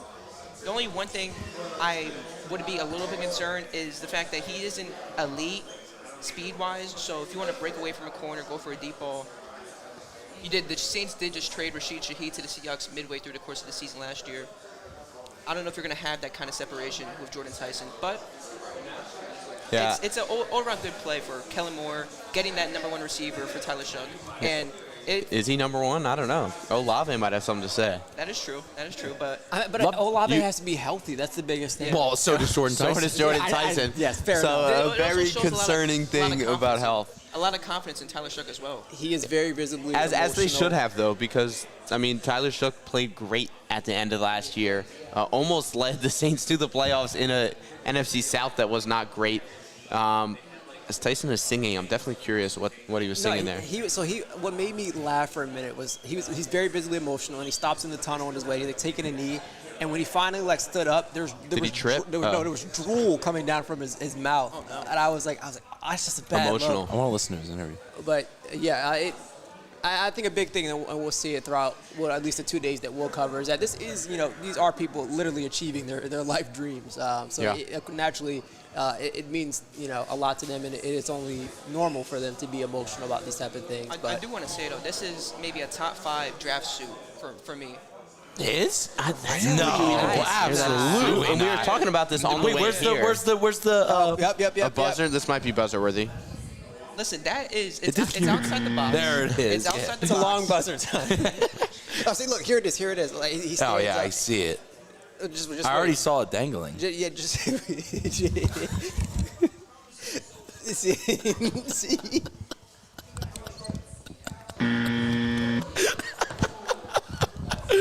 Well, now to rope things back in here, you mentioned Kellen Moore, Josh, earlier. Oh my gosh, you mentioned Kellen Moore earlier in the show. This is Kellen Moore, a very offensive guy, obviously a quarterback in the league for many years, great offensive coordinator, won the Super Bowl with the Eagles. So heavily investing in that Saints offense is something that we're seeing here early. But the Saints now. Yeah, he has a great frame too. 6'2", 203 pounds. That's a solid build for a receiver. Yeah, but now the Browns, though, let's talk about them a little bit because the Browns, their pick went in very quickly, which we've been seeing, I feel like, more than ever so far. The quickness that these teams are putting in their picks has been ridiculous in a good way, in a way, kind of. Less time for us to be able to talk about it, but exciting for us to be able to see I this. see offensive line here.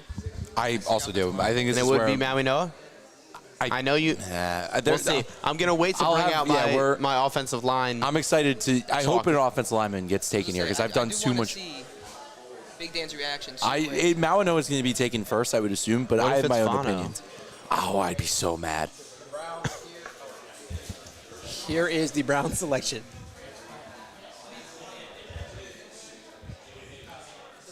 Oh my gosh. And it is Spencer Fano. Speak of the devil, just as I put it into your mind, Dan. The first offensive lineman off the board. The offensive tackle from Utah goes to protect can I get Shador give it to me. Sanders. a Bill Simmons. Oh, Todd Monken, the new head coach. Give it to me. You gotta give me time to get the clips down here. Give it to me. Give it to me. No, I want the floor. Give me the floor. But there is a reason. There is a reason why the Browns have never been successful, and this is the reason wow. why. Listen, and to say I'm going to go out and say that the Josh, Browns. thank you so much. Thank you, Josh. I appreciate it. For your Go on time. your Now- rant, Dan. You need it. Let me be honest. He has his pros. He's a unanimous All-American. That's a great start. He's one of the top interior offensive linemen in the college football, in the CFB. He's a 3-year starter with great experience at both spots, but he's small. He's undersized. He has tiny arms, and he's very susceptible to the bull rushes at the pro level. The strong Could be moved to guard, though. He could be. The strong defensive linemen in the NFL will have their way with him on that line. I mean, he's a fun guy. He's dancing on the thing. It's like he's dancing on me. But he does lack the upper body strength to sustain blocks at that pro level. He just does not have the strength to play tackle. That I'm convinced. He's a good guard prospect. He does not have. As much as I want to let you continue to rant about Fano, What are these clips? the Giants pick is in, and Goodell's making it right now. Oh, shoot. Gotta be Caleb Downs, in Jaden my Harper opinion. has joined us. At Sorry, the table. Jaden.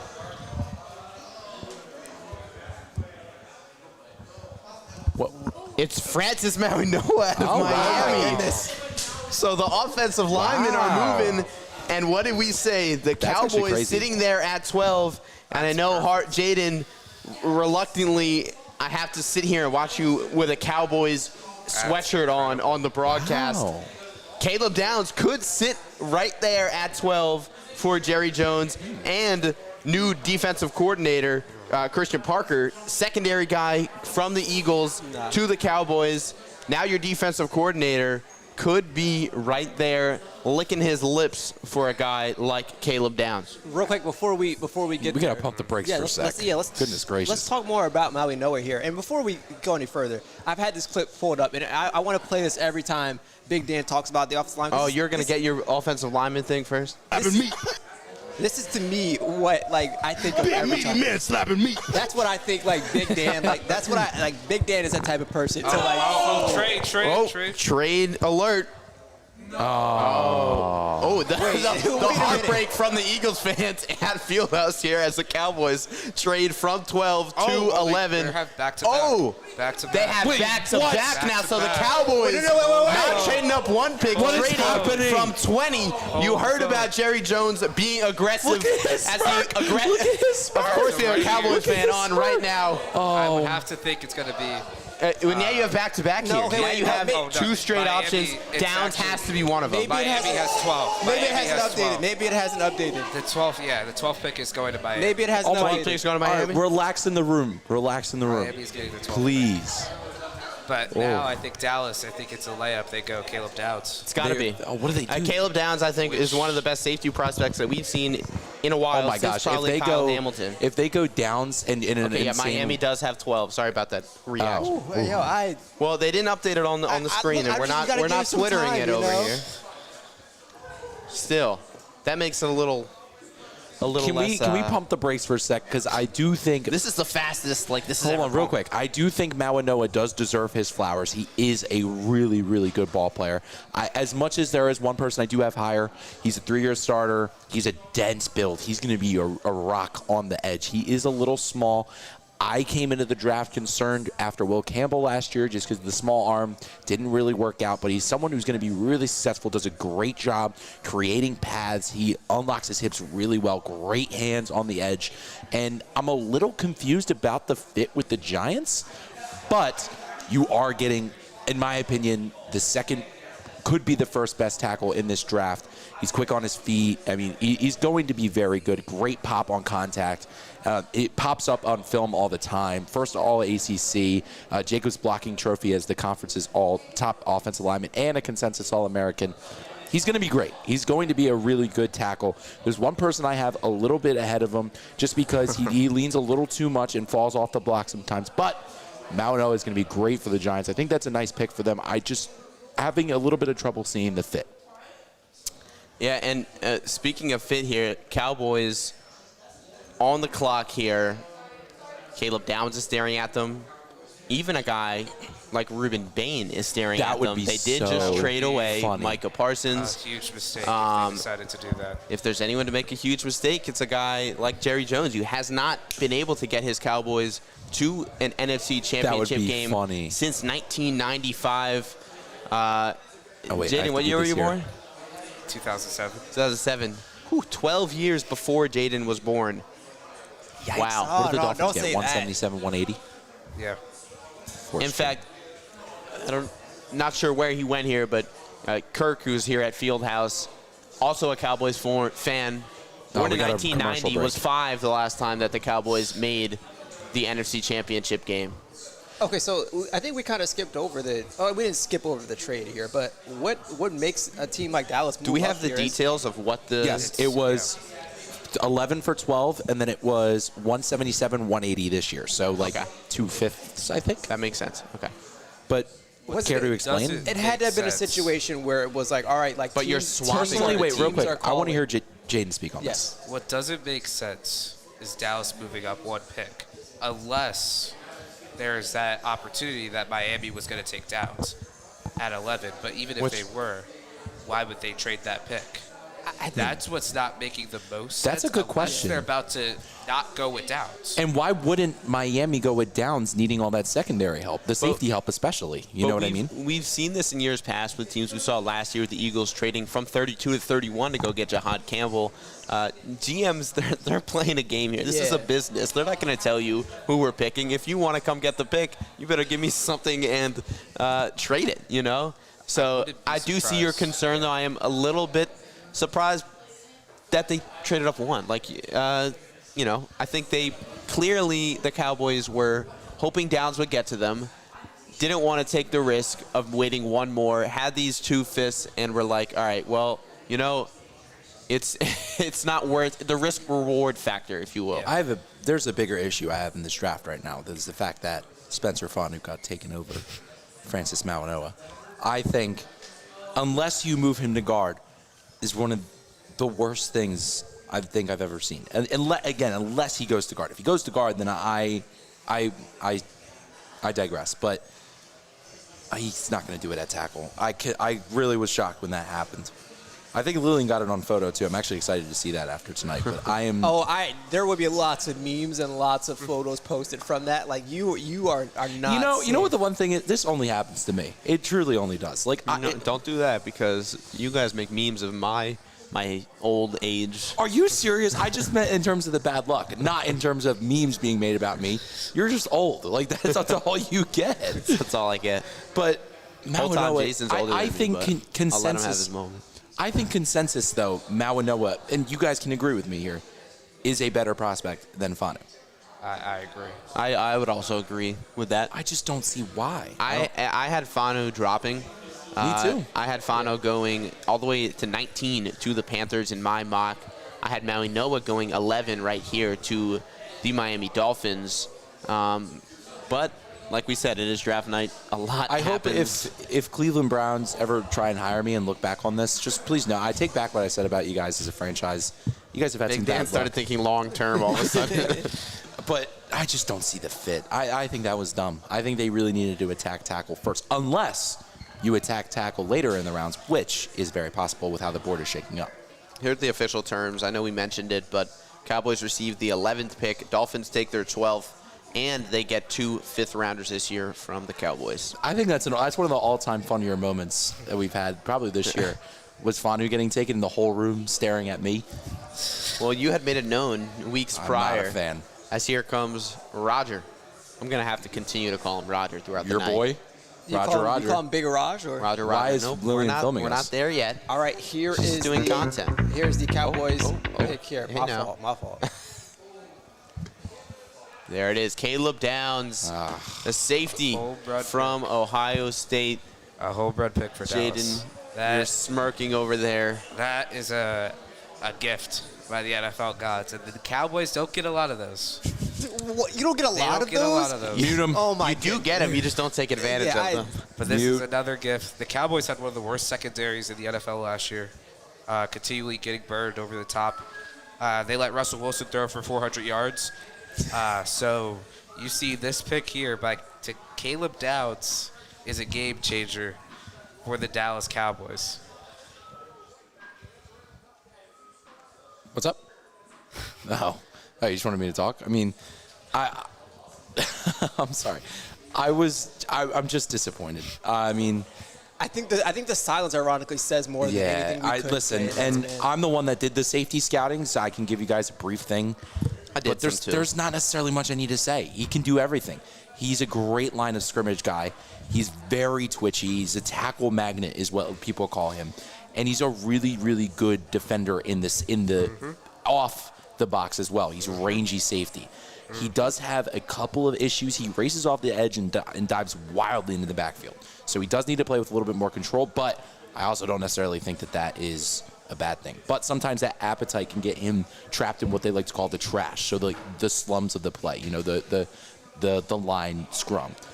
And sometimes he has sick to my stomach seeing him in a Cowboys I team, know. Yeah, I unfortunately predicted that. I had the Cowboys at trading up to 6 with the Browns to take Downs. I didn't think it would be this easy for the Cowboys to get Downs, which is why I felt a little bit better about that going on. His game as an Eagles fan, this will resonate to two of us at the table, or the three of us at the table, not Jaden. He's a complete game wrecker in the sense in the run game that he reminds me a lot of CJ in the first Super Bowl against the Kansas City Chiefs, where he made a couple of big pop plays. It's exactly what he does. He goes in there and makes an impact play in that backfield. The other issue for him really is he has some trouble covering the size of the tight ends in man coverage. So he's not going to play a lot of man coverage for you, but the range and He's going to be all over the field. He's going to be all over the field. So it really doesn't really matter, honestly. But I think a big benefit for Dallas is at the end of the day, everybody thought that they were going to have to make a big splash to get the guy they wanted, whether it was Sonny Styles or Caleb Dowds. They're going to have to trade first-round picks in the future, move up. Or trade their substantially. 20th. That too. And now they only have to move basically 1/5, 2/5 to get the guy they wanted and the guy they needed. And it puts Dallas in a really good position, now still at 20. Dallas has always struggled to draft at times, but this is a home run pick. Yeah, It hurts. home run. But now let's look ahead at the Dolphins here, because Dolphins now at 12. They already could go have a the lot pick of in. different options. They do have the pick in. Few people stand out to me. Makai Lemon there, receiver from USC. We've already seen 2 receivers off the board. They could go offensive line. Someone like Monroe Freeling, possibly. They could go Vega Ione, the offensive guard from Penn State, is somebody as well. Or they could go secondary. And they could go a corner.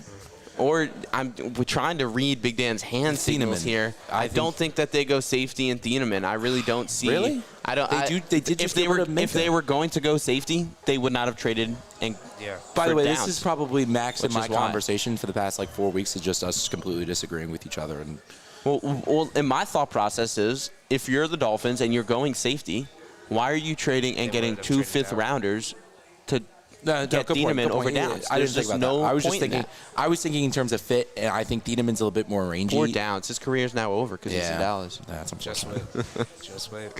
I Been just hearing think that for a while. I do think Thieneman is very rangy, but there's no reason. You make a good point. Part of that also, they might have liked Thieneman better than Dowds. I don't. That just doesn't make any sense to me. Yeah, no. That You were the one who brought this good point, on, Good Dan. point. Good point. See, we have been having these Age- conversations age this pays week, a and just factor. like this one, Age pays a my factor age knowledge pays off and normally Yeah. takes All the right, win. here are the Dolphins pick the 12th pick here in the draft.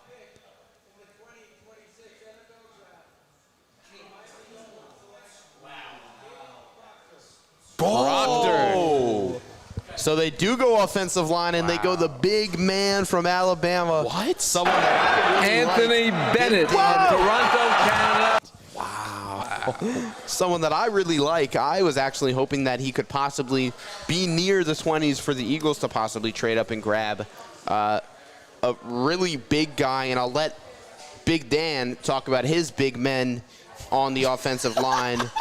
And I'll let you take over here. Thank you, Jaden. Thank you. Thank you, for having Jaden. me. So, this is an interesting pick. Personally, I would have went.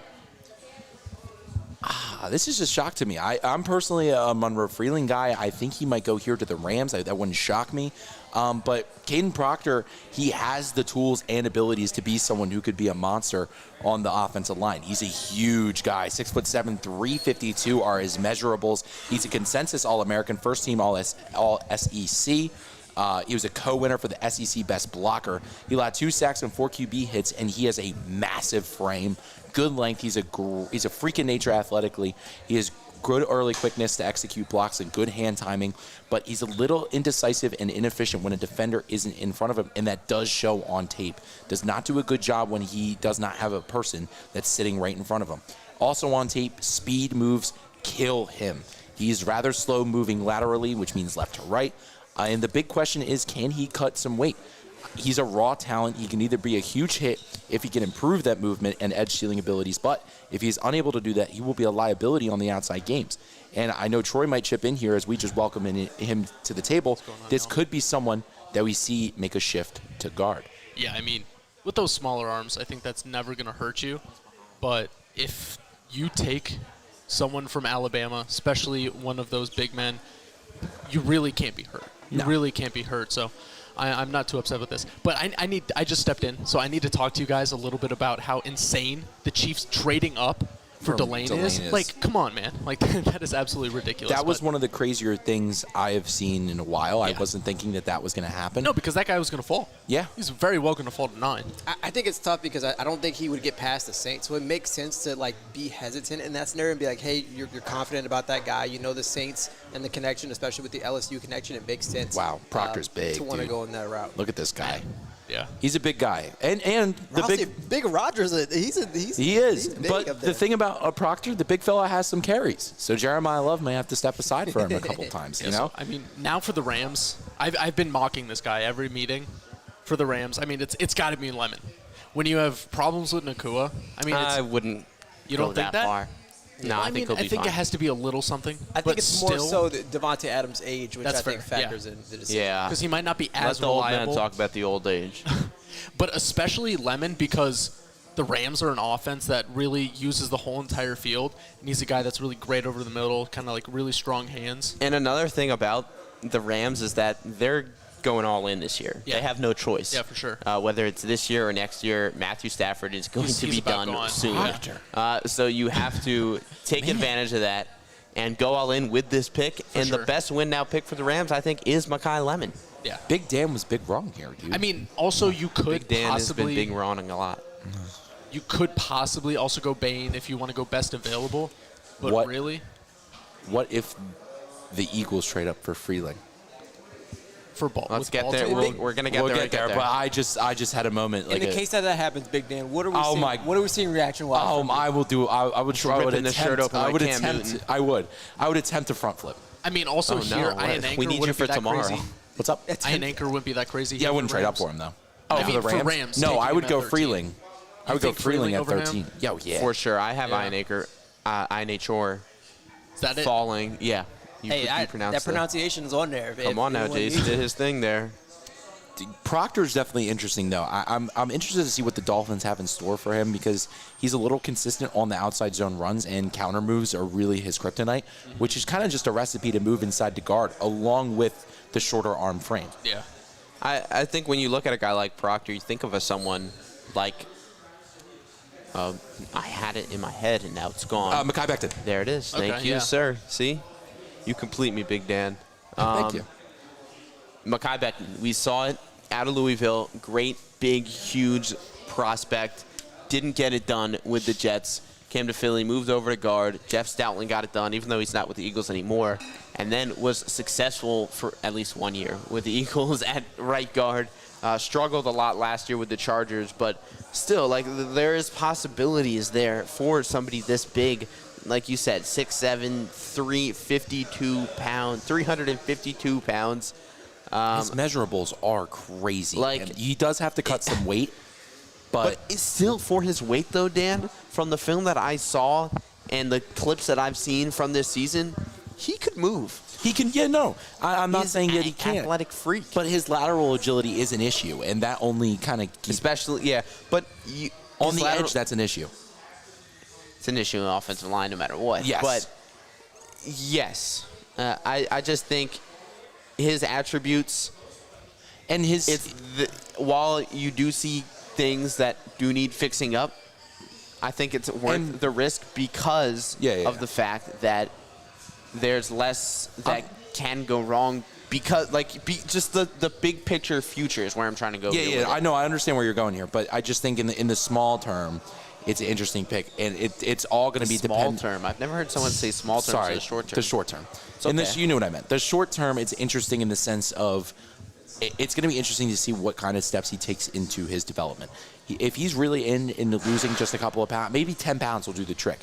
And he could really succeed on that, and on that tackle side, even being a little undersized in the arm category. But if he is unwilling to do that, I think it's going to be an issue to see him, one, as a lead blocker, and two, as someone definitely on the edge. I think that's going to impact his future. But I mean, I think the safe bet is really just going to guard and then working from there. I agree. You work out because if you put him at tackle, I mean, you saw it with Mekhi Becton, you destroy your mental health. You destroy your confidence. And so if you just start him at, I'm not saying guard is an easy position, but it's much easier than tackle. You're not on an island. You have so much help, and your main job is essentially to help at the guard position. So if you just start there and then work to the outside, really is okay. Yeah. All right, looking ahead at the Rams here, I really like Mekhi Lemon, but outside of that, is there any other option that we could see happening? I mean, tackle like Freeling. Freeling, or I mean, Even Vega from I Penn do want to State. point out someone who Logo. is slipping a tiny bit is Ruben Bain, yes. which is definitely an interesting I thing to mentioned see. that with like just taking best available. Yeah. Do we think that's at all tied No, to the not with the Rams. I'm just saying in general. But I mean, they need Teams to like get Tampa on that Bay, though, edge. should be very interested in a guy like Ruben Bain. Even yeah. Baltimore. Baltimore could go guard here, though. I think in agree. my mock draft, I Olivega actually is had right there for I him. had Ruben Bain dropping. Why are they to, showing Ty Simpson so much? Ty Hey, Simpson here would be nuts. There was talks of there was something about Not at 13. There's no way. It would be insane. But at the same time, you look at the Rams and say like, hey, like you don't really need too much. Like And Ty Simpson could use some years under a guy yes, like Matt Stafford. It would be a decision. I'm not saying Michael Penix because it's not as high, but it would be a decision where it's like you're clearly planning for the future. But the All right, here we pick go. is in. Here we go.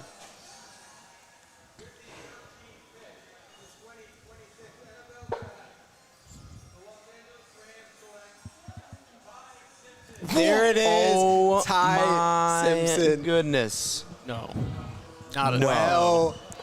Well, you kidding me? well. Like genuinely, are you kidding me? Oh. This is like Never heard Troy, go passion. for it. I've never seen Troy this Dude. mad. Let's hear it, Troy. Sing this it. is worse than the Packers taking Jordan Love in a season where you can almost win. Dude, this is absolutely stupid. I don't care if you're trying to build your future. You wait till next season to go for one of those quarterbacks that you could take even in the second round and be okay with him later on. This is ridiculous. You are win now right now. Even if you go defense, that could help you so much. This is actually stupid to go 13, taking a quarterback who's not even going to start until next 2-3 years if he starts. Yeah, I'm just like shocked. This is stupid. This Like is I'm a blessing in disguise for the Cardinals. Come on, birds. Trade up. Dude. Trade up, But- Eagles. Trade up. Wow. To me, Wow, okay, and wow, look, I see wow. both sides of it. To me, I like this. Like for me, I'm not upset with it, but I'm upset with Yes. it at 13. Okay, All right, and that's so what no one that's- had a perfect mock.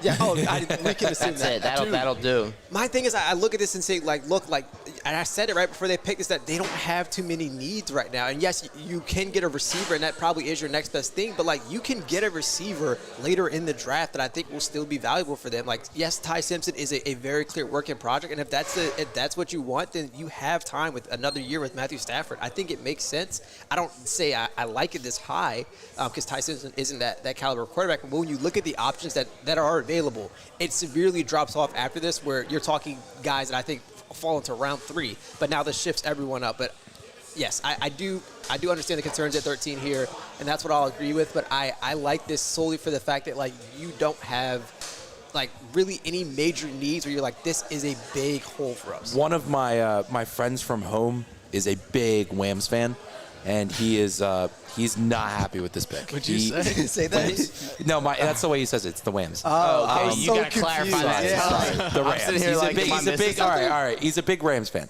and he is not happy with this pick. He really wanted Mekhi Lemon. He follows his team religiously, and it's just he doesn't see, like Troy explained, he doesn't see why now. I mean, this could be addressed later. There's no way he fought. Like they could. The Ravens trade are in back- here now, though. Yeah, I mean, like so Do they go Lemon now that he's available? This is man, crazy. it makes me really want to say that. I don't but want. I don't like honestly- the Lemon and Zay Flowers pairing, in my opinion. Though I They're don't both a either. little too I think tiny. they should go offensive line. I think as so much too. as I mean- as much as like Ravens fans are just wanting a flashy player or weapons for Lamar, sometimes the flashiest player is an offensive lineman.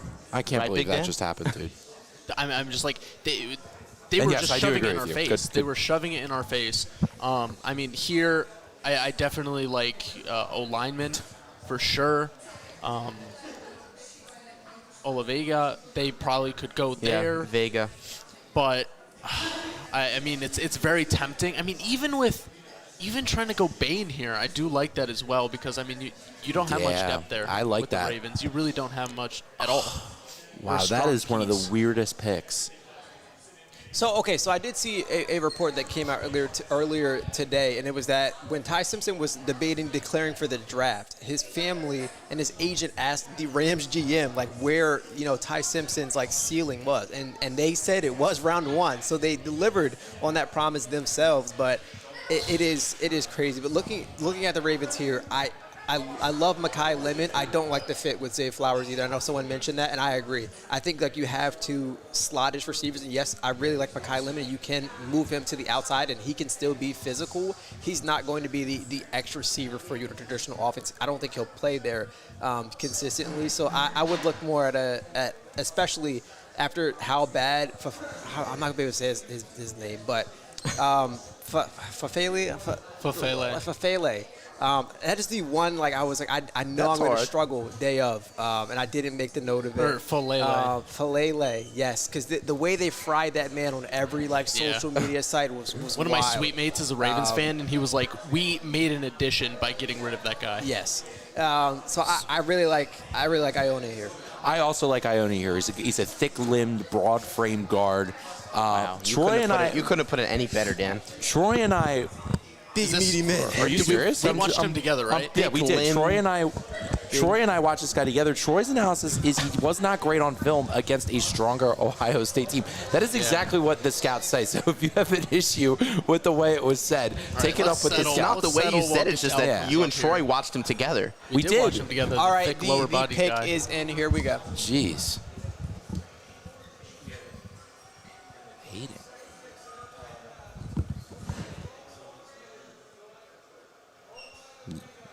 Yep.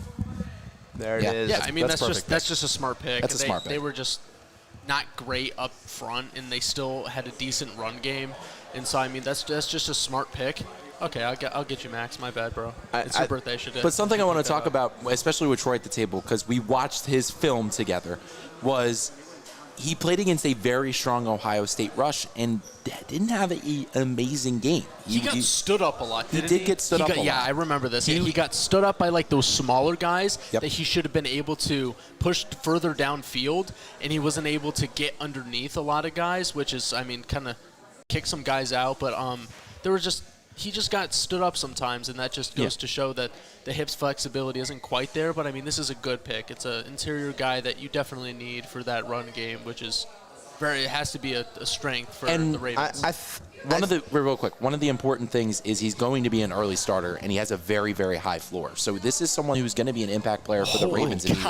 Yeah, he's a powerful guy. Looks like me versus Cal in Oklahoma drills. He has good punches. He has tight hands, great inside hand ability. It's just getting stood up. He's going to have an importance of staying square and finishing the block. And I think he's going to have a really successful time in Baltimore, especially in front of Lamar Jackson and Derrick Henry. So let me ask you something real quick, Big Dan. When we did our offensive line, or you did your offensive line rankings, I'll say, because I don't want to be a part of this. You had Chase Bisontis over Ione here. Why was that the case? I think Bisontis did a much better job of just kind of staying square and kind of finishing through. He was a lot better schooled, I think, and he has a nice anchor and was able to recover when beat. I think a lot of the times we watch them together? Yes, we did. Okay, when I was watching Ione, as Troy and I mentioned, he was getting stood up, and there was a lot of time he would leave his squareness, is that the right? Kind of leave his stance. I think it's a good way to put it. The top of his body would get out in front of his he would lean a little too much. So I think footwork is an issue for Bisontis, and he was a big penalty guy sophomore and junior year. I think if I went back, I would probably have them a little bit more even. I don't think it's as drastic as my rankings say. I would probably have Ione like right there with Bisontis, maybe 1A, 1B kind of thing. I do think Bisontis is very good, but Ione, I mean, we saw in the film his power is insane. So sometimes you can't replicate power, and I think Ione definitely has that. He's a very strong lower half. I do like Bisontis. I do like Ione better. But something that was mentioned here, now at 15, the Buccaneers also immediately put their pick in. My mock, I had them taking Messidor, but now this is so different. You can take Ruben Bain, or you could go Kenyon Sadiq. I do want to throw this out here. if the Eagles do not trade up and grab some of these talents on the board, I'm going to be a little disappointed. Yeah. You know how he's working the phones. Going back to what you said, Max, I totally love Sadiq here, and I was mocking him throughout all of our meetings. But right now, it doesn't make sense. It doesn't make sense for them right now. And I mean, you could jump back in. Jets aren't taking him. Detroit's not taking him. I don't know though. I have mixed feelings in terms of like I think Sadiq, He's talent-wise, he's could be a top. You know, he's definitely a top 15 in this draft. Borderline top 10 in my opinion on big board. Even if you miss on him right now, a guy who's not been talked about enough, who I really like, who I've seen quite a bit of, Oscar Delp. Oscar Delp to me is a very good talent at tight end, and you could get him in the second round. I've only seen him very, very minimally taken in the second round. I think you could even get him in the third. So if you don't take Sadiq, you can totally go for him later on. But the Bucs probably here are going to go Ruben Bain. Maybe they go McNeil Warren a little bit, but I'm not really sure. Linebacker's not necessarily too strong at this point. Yeah, I think C.J. Allen jumping would be a bit too high. C.J. Allen got to be. I see him falling out of the second round to the second round. Out of the second. Okay, out of the Sorry, first. Yes. Kuiper's got him 33 to Jets. I want to look ahead one more pick in the Jets. Yeah. Because I know you don't have the Jets pick, but the Jets are sitting there saying, I know Tyson's gone, I know Tate is gone, but Mekhi Lemon is right there. Or just take. If You're I was not the jumping. Jets, the Buccaneers aren't going to take a receiver. Yeah, They took Igbuka. I know you lost Mike not. Evans, but Chris Godwin's coming off of an injury. No, you can't do that. But I mean, maybe there. I mean, Jets should be happy there at Bailey. 16. I would do that because I mean your O line is pretty solid. You got some young guys there at the tackle positions. Your defense needs some help. I would say your D line. Yeah. So- Big Dan is big flabbergasted right now. This draft is just shaking up so interesting. Big I'm flabbergasted quite- is interesting. This is. I mean, between draft has been Mazador great. or Mansour, Oh, yeah, it's been taken, fun. like I'm just in complete shock. Me too. Just the fact that I think someone Mel's like best Thieneman and available. Bain is. I mean, Thieneman's a little less shocking, but Bain still being here is interesting, especially just because of his power. Now I see Tiananmen down there at 5. I hope the Eagles could snag Right? him. That he would be phenomenal. But I think The great John Kincaid does I- not think they're going safety first round. I don't think so either. I think No. he goes straight to the Vikings. That's a very Vikings pick. No, for sure. There's not a go guy safety second first round, but we can Smith talk about anymore. him tomorrow that EJ said he liked in the thing. Yes. And I do too. And Max disagreed with me. So Okay. who's Mr. Smart guy now? Relax. I didn't disagree with you completely. Yes, you did. Based on the board in our mock draft that we were doing. Yeah, but I went in a was different willing to take a direction. stab at him. Please that don't high. give me two Well, ridiculous we'll picks get there for tomorrow. my time. Now the Buccaneers at 15. It has to be Ruben Bain. I had him mock draft here in my final mock draft today, but It'll be your second one right after Fernando Mendoza. No. all right, here we go.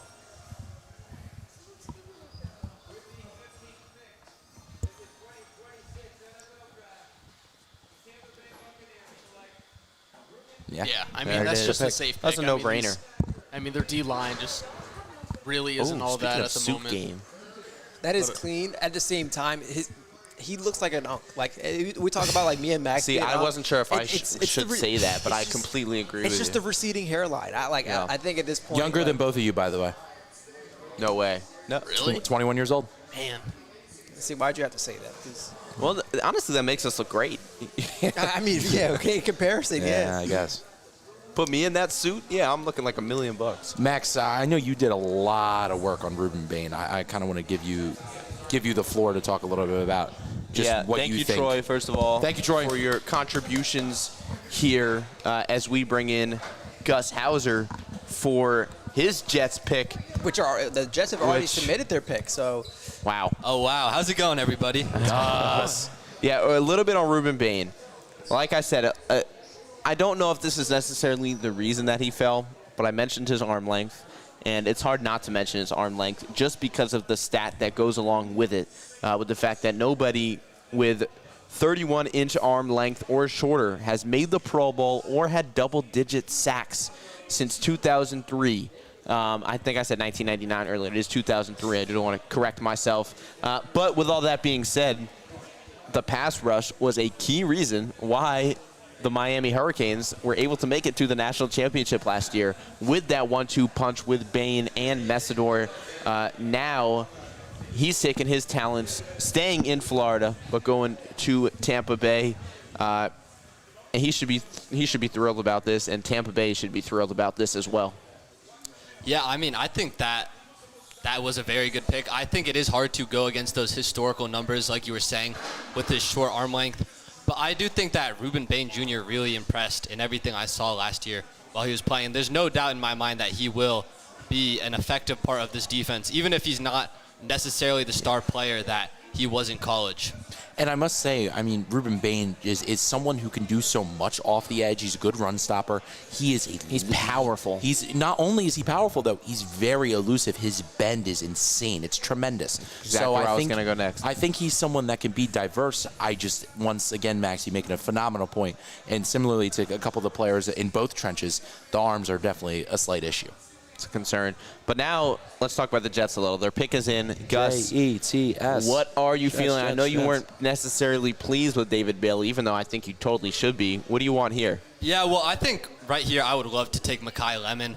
I think the Jets should go offense here. They're really in a position where they could take just about any position, and it's not a bad choice because that's just where they have a lot of needs. That's just the truth. But I think Mekhi Lemon is a very, very talented wide receiver. I mean, just last year with USC, he had an amazing year. He had the highest PFF grade out of any wide receiver. That's really big deal. He's just a really good all-around wide receiver. And I think also when you look at the Jets' plan for this kind of 2-year plan, the way it's shaping out, is it looks like they're going to want to sort of tank. I don't want to say tank, but they're not planning to win a lot of games this year, take a premier quarterback next year. I think it makes more sense to focus on offense this year so that you have guys who are building NFL talent to place all around your new quarterback. So I think going offense here makes the most sense. Mekhi Lemon is the best receiver available. It just makes so much sense to me. Yeah, you mentioned Mekhi Lemon, and I've seen a lot of Amon-Ra talks in comparison to him. I'm not going to say that I disagree, but at the same time, I see it.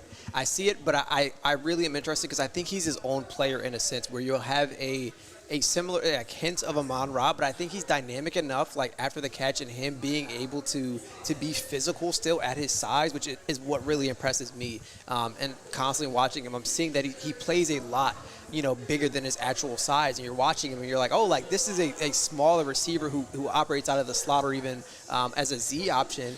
And he's still so physical. He still goes up and wins balls, especially through contact, which is the biggest thing. Obviously still the size is the biggest issue, but either way, the Jets are on the clock and are submitting their pick right now, and we're about to find out.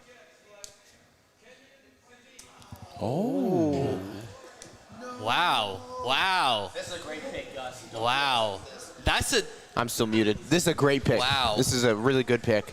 Don't be upset with this at all. I'm not upset, but I am It's a playmaker stunned. on offense. Oh, he's an amazing tight end, truly. Whoa. But I mean, that is wow. I mean, that just speechless. Yeah, I really am. All right. Take a breath. Take a breath. You and me. It's all good. Sadiq is a guy that I had hoped would fall to the Eagles. I had him in my mock at 23 to the Eagles. I think I didn't necessarily have this in my vision here. I possibly saw 19 to the Panthers for Sadiq. But in general, this is a good pickup. Like he is a weapon, and he can block as well, which is key for this the is Jets such as an well. interesting pick, though, because like we mentioned, this isn't necessarily the Jets' this isn't the year that they're going for. Is this a year where you add another weapon, though? It's just it's an interesting scenario. It's really, like I said, I had him top 15, borderline top 10 on my big board. This was a great choice of a weapon. Yeah, I mean, the Jets have not had a premier tight end in who knows how long. And I'm not mad about Sadiq. His talent is unbelievable, but the fact that they're taking such a niche position at tight end does confuse me a little bit, especially with a guy like Lemon available. I think if Lemon was gone, I would be a lot more satisfied with this pick. But let's talk about Sadiq for a while. I mean, he has so much upside. He's far and away the best tight end in this class. I mean, He's a really good pass catcher, which some tight ends are not always. He's a really fast guy, too. He's just very versatile as a receiver and as a blocker, and that is really what you look for in a tight end. You mentioned the position part here. Don't even look at Sadiq like a tight end. He can be a receiver. Like I said, a weapon. That's the word that I want to use for a guy like Kenyon Sadiq. You saw it in college with Oregon, and I know I'm thinking very far ahead into the future, but Oregon has a quarterback that a lot of people thought would be in the draft this year in Dante Moore. I thought the exact same thing. What if they're thinking really far ahead into the future and thinking, all right, well, let's possibly pair up Sadiq and Dante Moore next year? They're going to need to be really bad, though, if they want Dante Moore. I think that's Which the wouldn't be a plan, far though. ask for the Jets somehow. How does that make you feel, Gus? To me, another component of this is that they went Mason Taylor last year from LSU as a tight end in the draft, and so that's my confusion in this. But like Max brings up a good point that you're getting a versatile weapon who's not just a tight end; he is a receiving threat and a strong blocker at that as well. But moving towards Detroit, the Lions pick is already in. Where do we think they're going here? I think receiver is exactly where they're not going. So I think we can say sitting here like, Makai whoa. Lemon will still be here. I think this is Monroe Freeland. I agree. was just It's about our to boy say right that. here. I feel Oh, my like boy. I feel like if I didn't, Big Dan would like come over here. I might and, get his jersey. Don't do that. Really? I love Monroe. I had Freeland I'm assuming very a good. Lions at jersey 17 here. to the Lions for my mock. Yeah, I mean, in every mock draft we did as a radio station, I was always in charge of this Lions pick, and I had them going O-line basically every single time, maybe even every single time. I was kind of under the impression that Proctor was going to fall. But no, I think Monroe Freeling is just an amazing prospect as well, and I think it makes far and away the most sense for the Lions to take him here. For a while, Mel Kiper had him as the highest drafted O-line. He was at 6 to the Browns at one point, and he's someone who has long limbs and really is one of the only tackles with that quality and a frame that can definitely add mass, and he has great athletic ability. He's someone I'm very, very high on just because of that fact, and I think it's hard to find someone with that size and that stature. He plays mean mug. He finishes every single tackle. I just think he needs time. I think that's his biggest thing. He's only had one season as a starter, but it really, the potential is glaring. It's definitely there. He didn't allow a single or he had one total sack last year, which, I mean, obviously that's college, but that's still very, very impressive. He really just seems to help the team on every side of the ball, whether it's the pass rush or the run block. I mean, granted, when you play for a team like Georgia, your offense is always going to be outstanding, but some of the rushing numbers they were able to put up and his numbers protecting the quarterback are very eye-popping. I mean, they were averaging 182.1 rushing yards per game with him in there at O-line. That's just really premier stuff right there. Yeah, that's a good point here. Look, we talked a lot about when the Jets were on, like looking at Makai Lemon. We're looking at Freeling here. Is there any other potential that the Lions just go for a complete switch up? We've seen so many other teams do the same thing. Switch Is up there with any other option O-lineman? here? Other than No, just O-lineman. another position. We're all going Freeling here, but is there anywhere else where we're like this? Like they could be a sneaky pick here? I could see maybe. Patrick Falk? No, I was thinking more of a safety, but I think I don't like Falk at all if they did that. I would hate that pick. Not even the fact because they didn't I pick have mixed Freeland. feelings about Falk. We'll get into that one if and when he gets picked. But Well, here's the Lions pick yeah, here let's. from Roger.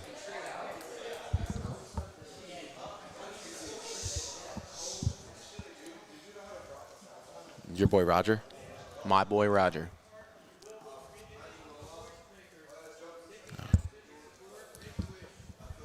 Gus, man. Kenyon Sadiq.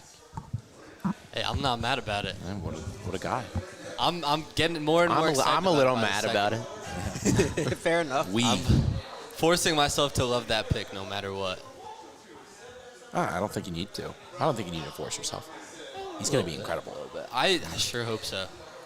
All right, we're all Freeling across the board here. Yeah. Okay. I don't think anything else makes sense. Maybe Messidor.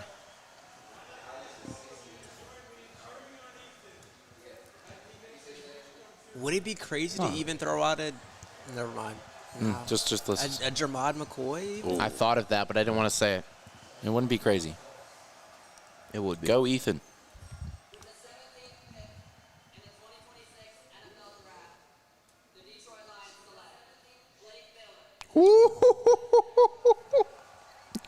Blake Miller, the offensive tackle from Clemson. Big Dan, you should have a big smile on your face because that means Monroe Freeling is dropping even further down the board. And Blake Miller, I know you said you did not like at all. Tell me about the big man, Blake Miller. No. When You said no. Okay. You stop. When I first did You stop. When I first did the prep. Pick is in for the Vikings already, by the way. When I first did prep, I wasn't the biggest fan of him. I have soon become a bigger fan of him. He's a 4-year starter. He's great lateral quickness, and he does really well in space, despite sometimes playing too upright. And he does recover well and finish blocks, and I think that is a big quality that you need to have in the NFL, is being able to not only finish blocks, but can recover when you get beat on the inside. He has great blocking IQ. He plays through the whistle, so he has a really, really, really good motor, long arms, big hands, quick feet, exactly what you want from an alignment. I think that sometimes on film, his negatives pop as a 4-year starter. I just feel as when you're a 4-year starter, you should have some of that stuff kind of polished out. So is those negatives they're prominent in his film. He does have unsteady footwork. He lunges into contact. His hands are a little slippery. So, and in 4 years, Jason, unusual stunts do still give him those issues. So I'm fine with the pick. There's obviously a guy I love more. Now he's in the division with Micah Parsons, though. Yeah, that's so that's going to be an making interesting things move here. Gus, what do you think for the Vikings here for you? I'm sorry. Thieneman. I'll stop. I think that Dylan Thieneman, the safety from Oregon, that's a guy I really like.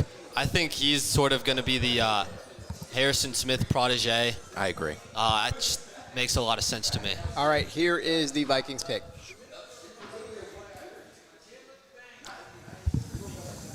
Caleb Banks from Florida, defensive tackle, the first defensive tackle off the board. But that's just one thing to talk about. The fact that Caleb Banks is going at 18 and the fact that they submitted that pick faster than maybe Justin Jefferson's 40-yard dash was insane. Wow. I had Caleb Banks as someone going in the late first round, and Max and I both agreed, which is rare. I had him third on my defensive tackle. I had him 2A, 2B with, excuse me for 1 second, Peter Woods. I mean, Caleb Banks, he's a really, really good defensive tackle prospect. I won't talk as much because I did during the offensive line, but definitely a little high in my opinion. That's interesting. I had him in my mock falling to the second round.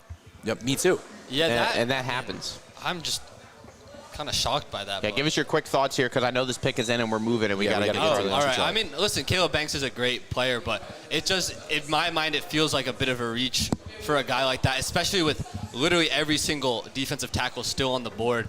It feels like if that's really the guy you want, I guess take him there, but I feel like they could have traded down, gotten some value, and still probably have landed him.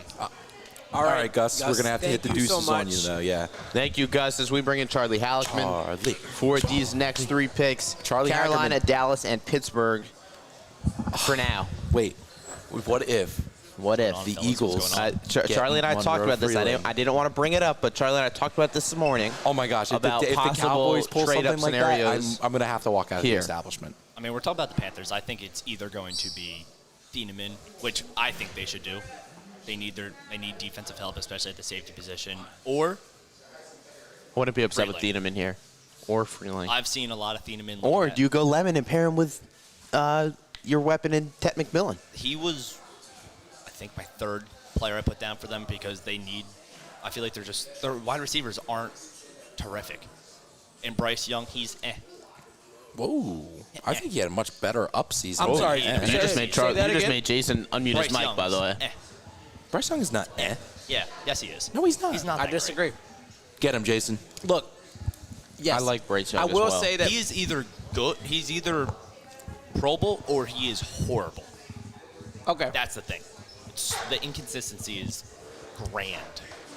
I'll start with the negatives first and say, like, for a number one overall pick, As we get stretches from Big Dan. We reached stretching territory here at 19. Pick for Big 19. Dan. What was the over under Yeah, here for Dan to stretch? I stood it up, was but right I at stood up 20. out of excitement, not to stretch. And he calls us old, by the way.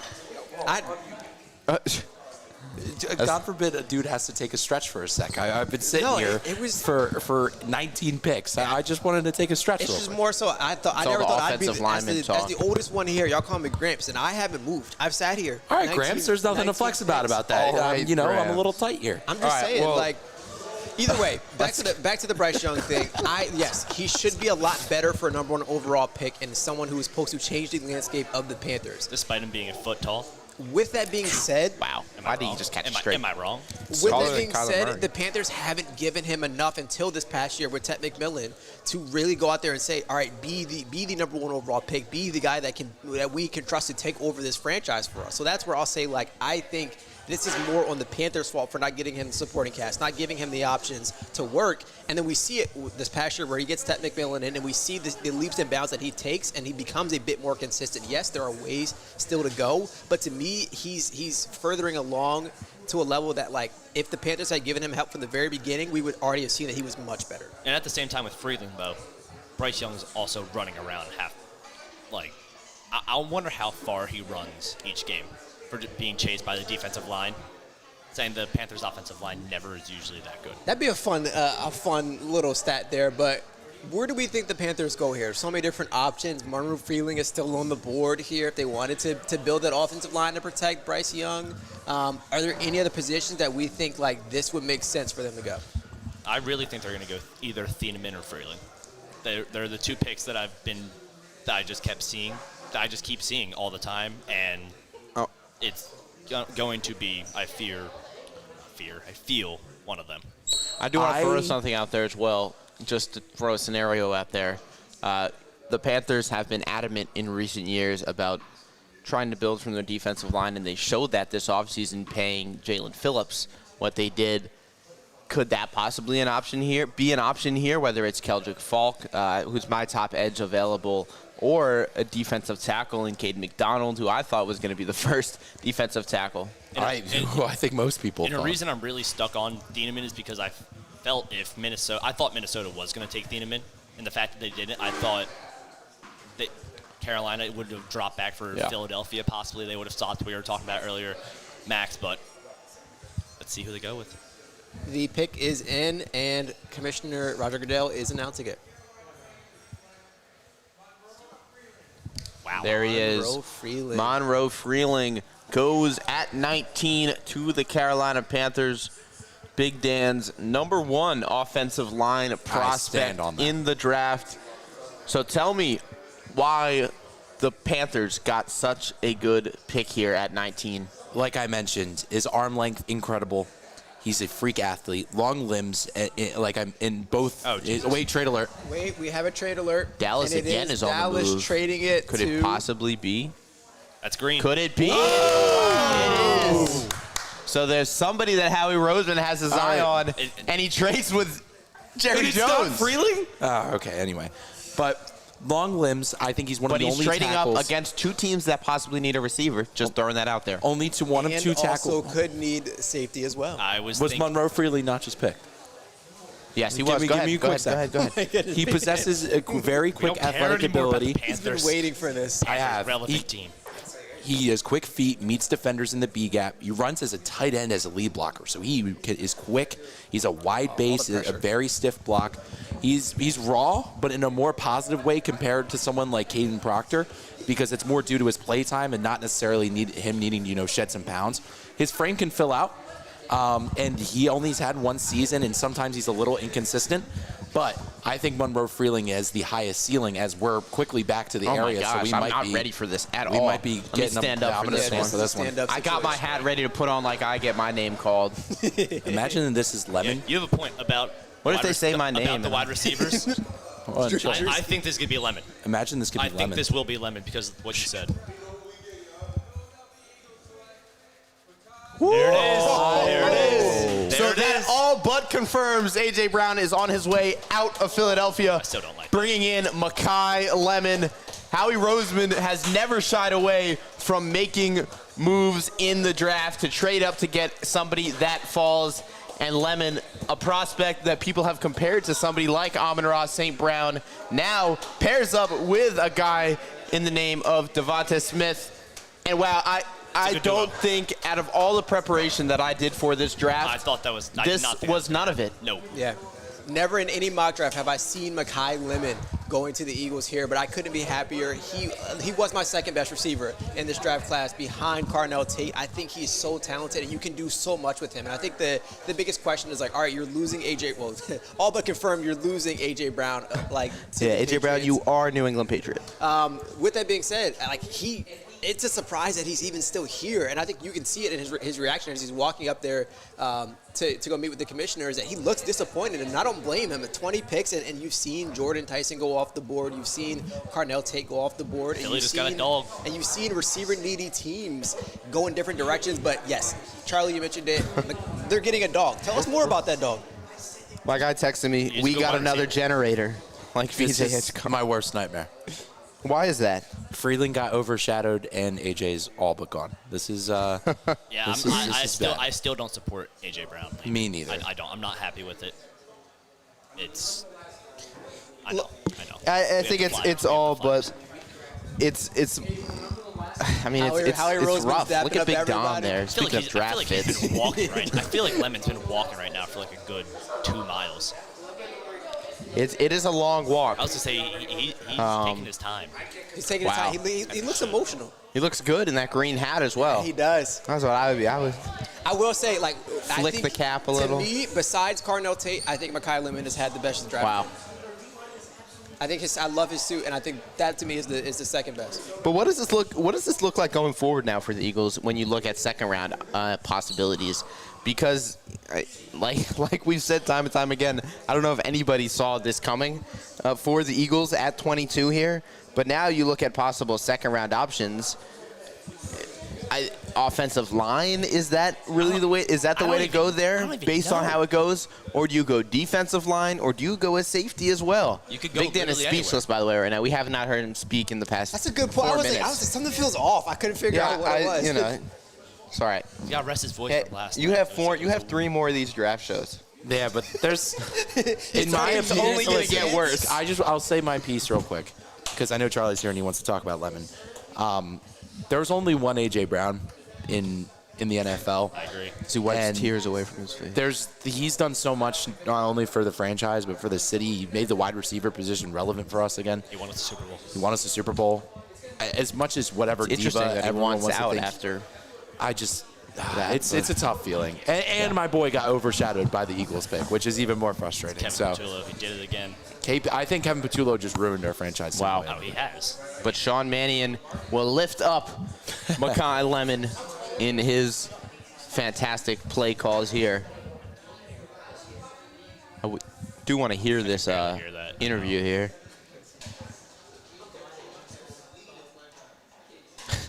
Could Troy get any closer to the TV? I was just thinking Troy, that. would you like to translate for us?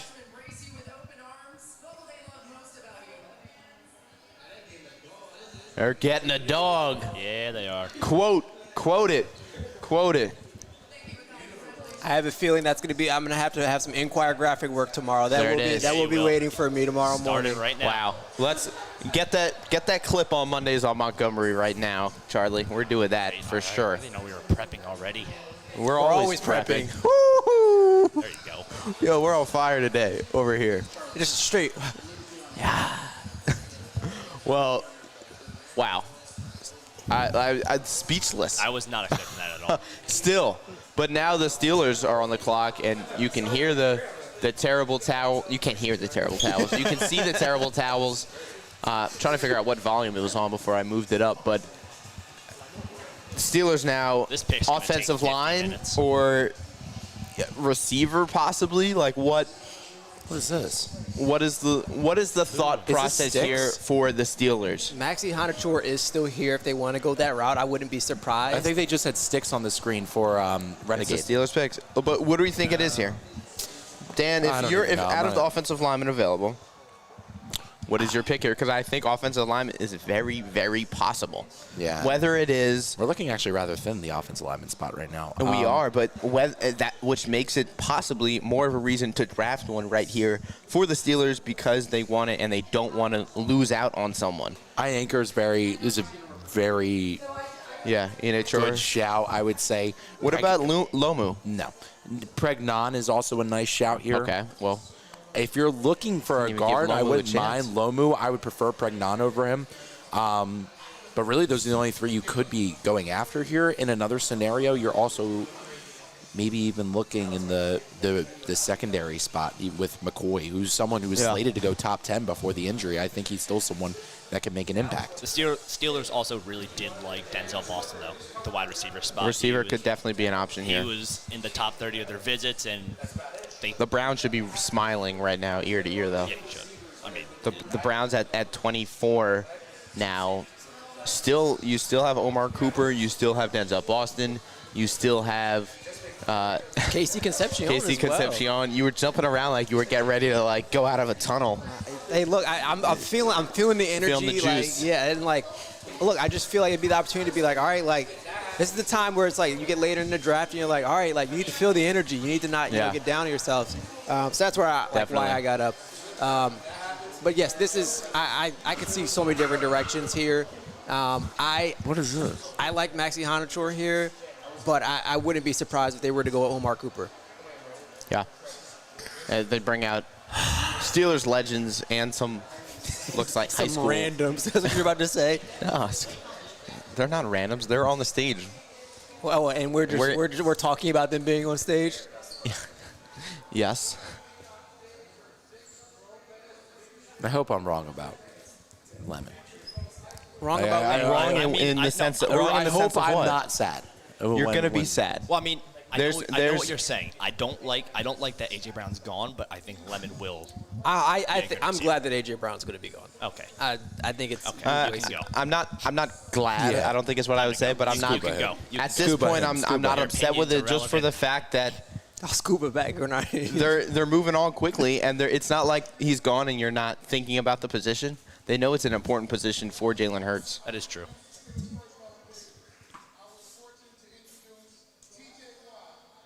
Ooh. Oh, big pick. Okay. All right, here we go.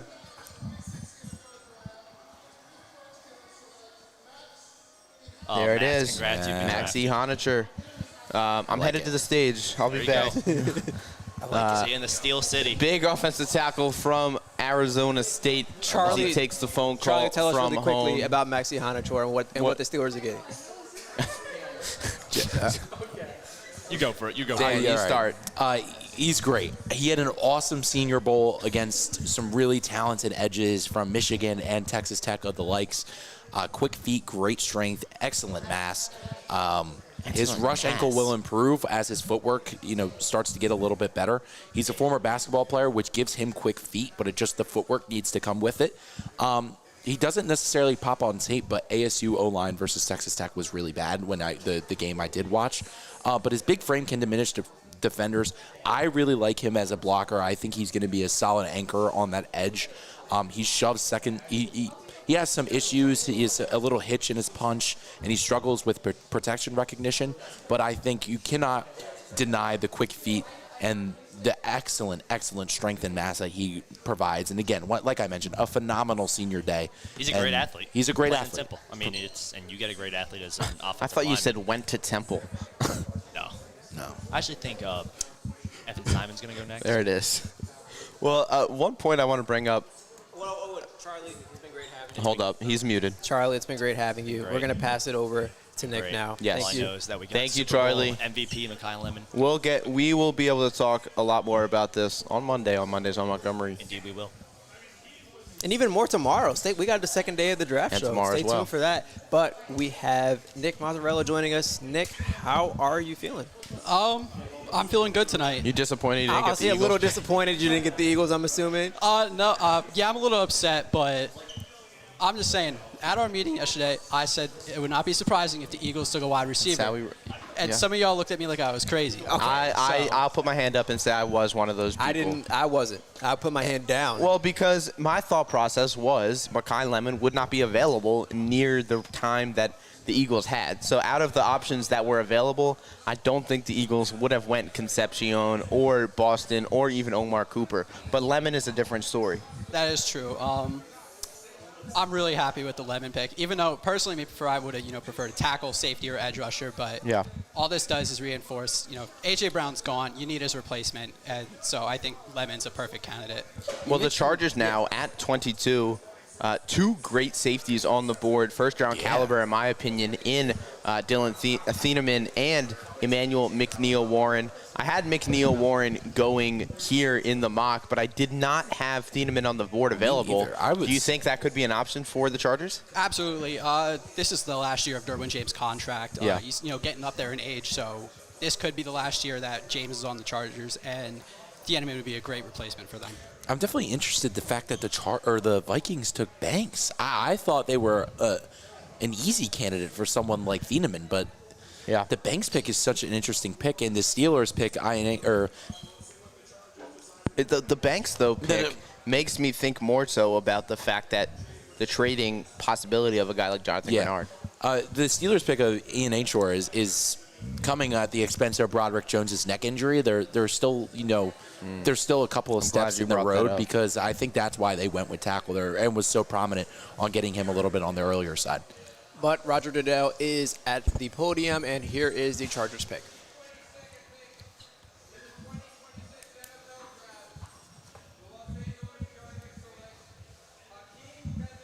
I was going to say the edge class has been dropping a lot in this draft, but Max, I'll pass it over to you. I like this a lot. I really like Akeem Messidor. I was tempted to put him over Ruben Bain, but I felt like that was a little bit of a stretch because of the age factor. Both of the Miami guys were great for Miami, but have some concerns going into the NFL. Messidor, though, on the bright side, his main concern is his age. 25 years old, heading into his rookie year.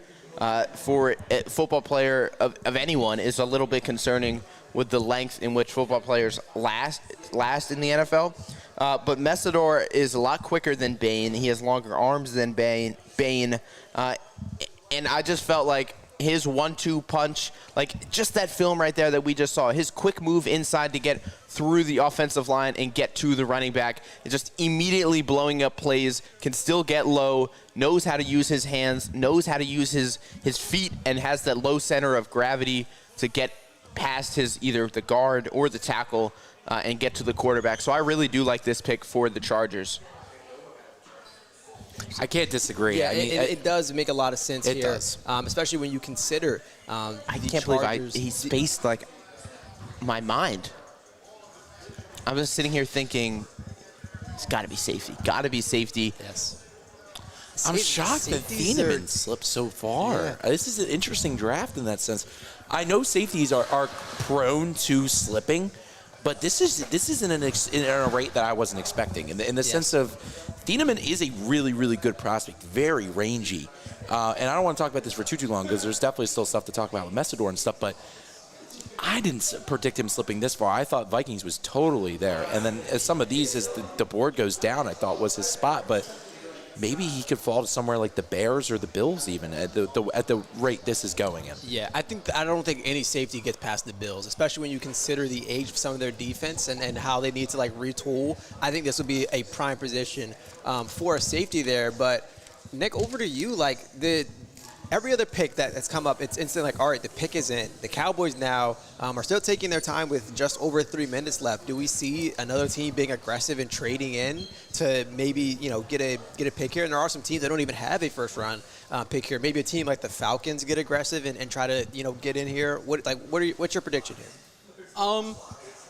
I think I would not be surprised at all if someone trades up for Thieneman because it's already a surprise that he's fell this far. And talent like him is not going to fall super late in the first round. So honestly, I think if the Bills get a sense that another team's super interested in him, I could absolutely see them trading up. Yeah.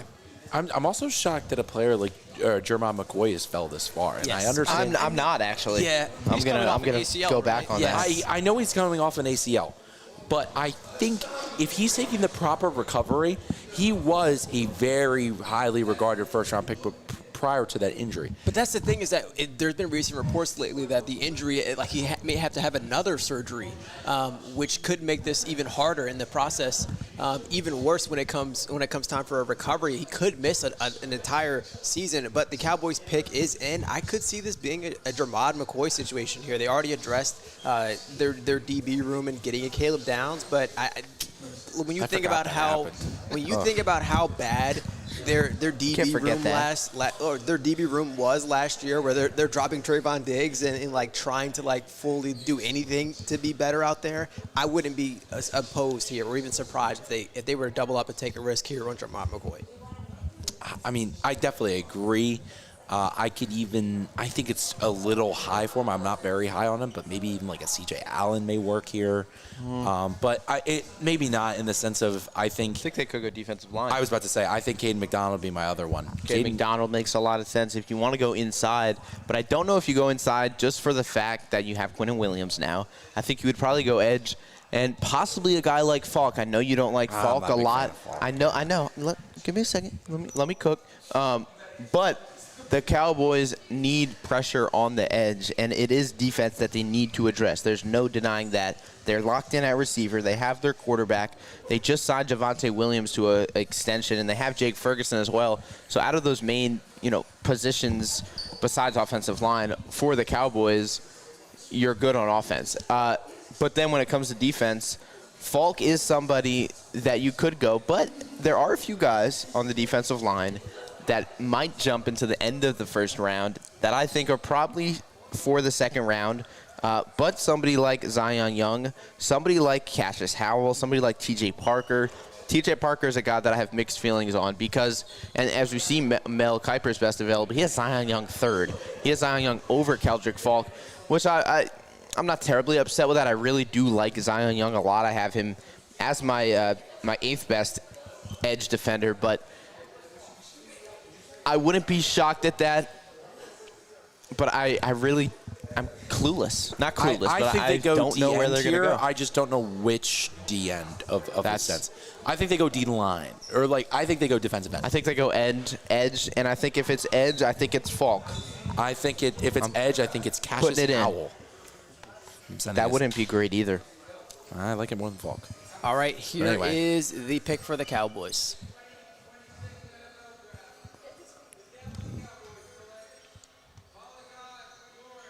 USF. Malachi Lawrence. So they do go edge, and it's a guy, Malachi Lawrence from South Florida, jumping into the first round to go to the Dallas Cowboys. As the Eagles fan, I'm stoked about this because a lot of people did have Malachi Lawrence going into that first round at the end there. I felt like he was a guy that was definitely not deserving of being in the first round. I thought round two I agree. at over Zion best, Young. Over to say that's just one person that it was over. But Malachi Lawrence out of UCF last year did have 7 sacks, 2 forced fumbles, 80.1 PFF grade. But I just felt like from what I saw out of Zion Young, it is exciting based off of his athletic attributes. 6'4", 253. He's got 33-inch arm length. So he is a guy that is definitely athletic. There's no denying that. But when it comes to him, I just felt like there was a lot of inconsistency with his play. And when it came to rushing the passer, there were just times where he was maybe a little too pushy, and then all of a sudden it caused him to bounce back. From what I've heard, he's a very elite first step, but his second and third step aren't as dynamic, which causes him to be more of almost like a build-up that pass quick rusher. off the move, and then kind of, whoa, wait, where am I going here? And that also brings up another point. Can he set the edge? Because that is key for a defensive line. But, Nick, what are you thinking here from that Cowboys pick? Yeah, it definitely makes sense. They probably had one of the worst defenses in the NFL last year. If it wasn't for their defense, they would have probably made the second round per usual and lost. But Just had to get that shot in, and I appreciate it. Absolutely. I think they really needed anything on the defensive side of the ball. Personally, if I was the Cowboys, I would have went corner first because, they let go of Trayvon Diggs. Deron Bland's just not that good. That secondary is getting torched all year last year. So personally, for me, if I was the Cowboys, I would have went corner, but edge is still a good pick for them.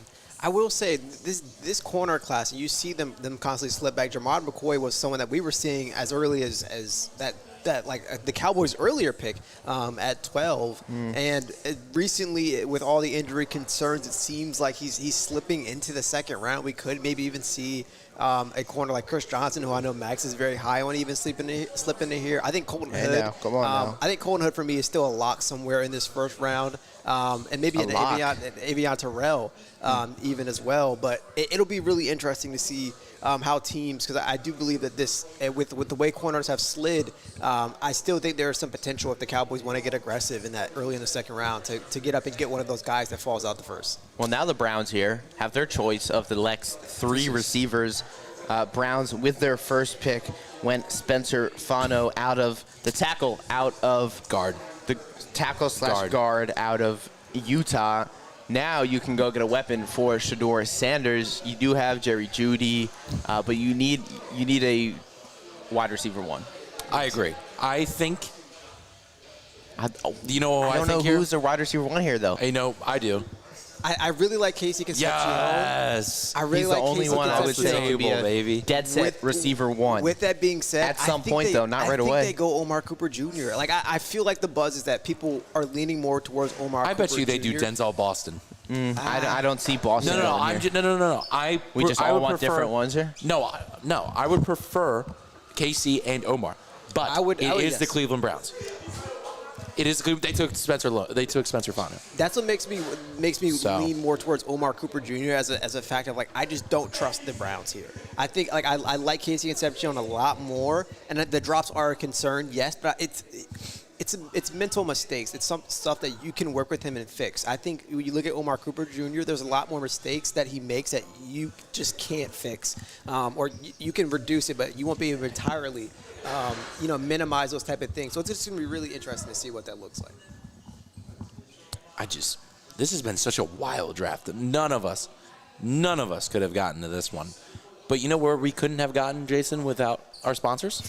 You bring up a good point. I was just going to bring them up. We would be very hungry. I was literally writing after they announced this, we have to shout out our sponsors.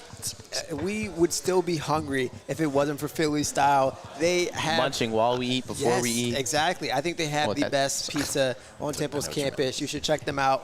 It's one of the better spots. Right on Broad. On Temple's campus. It's really hard to miss. Actually, it's if you see the sign, it's hard to miss. And then you'll have to go in. But it is a great spot for pizza, not just as a Temple student, but as just someone who. Shout out my guy Kevin. Yeah. Talk to him. See, I'm locked in with these sponsorships. Yes, of course, here at Fieldhouse, 814 Spring Garden Street, right not too far from Temple's campus. Great indoor sports facility, so big thank you to everyone at Fieldhouse for letting us do our draft show here. Big open space. Got some TVs up, got some tables out, got some food. This is incredible. This is awesome. Great vibe. This is. All the guys are having fun. All the guys and gals are having fun. This Browns pick is in. Nick, do you have a final guess on which way the Browns go real quick? I think they go wide receiver easily. You need a weapon after drafting defense first. Not defense, sorry. Offense. There it is. All right, here we go.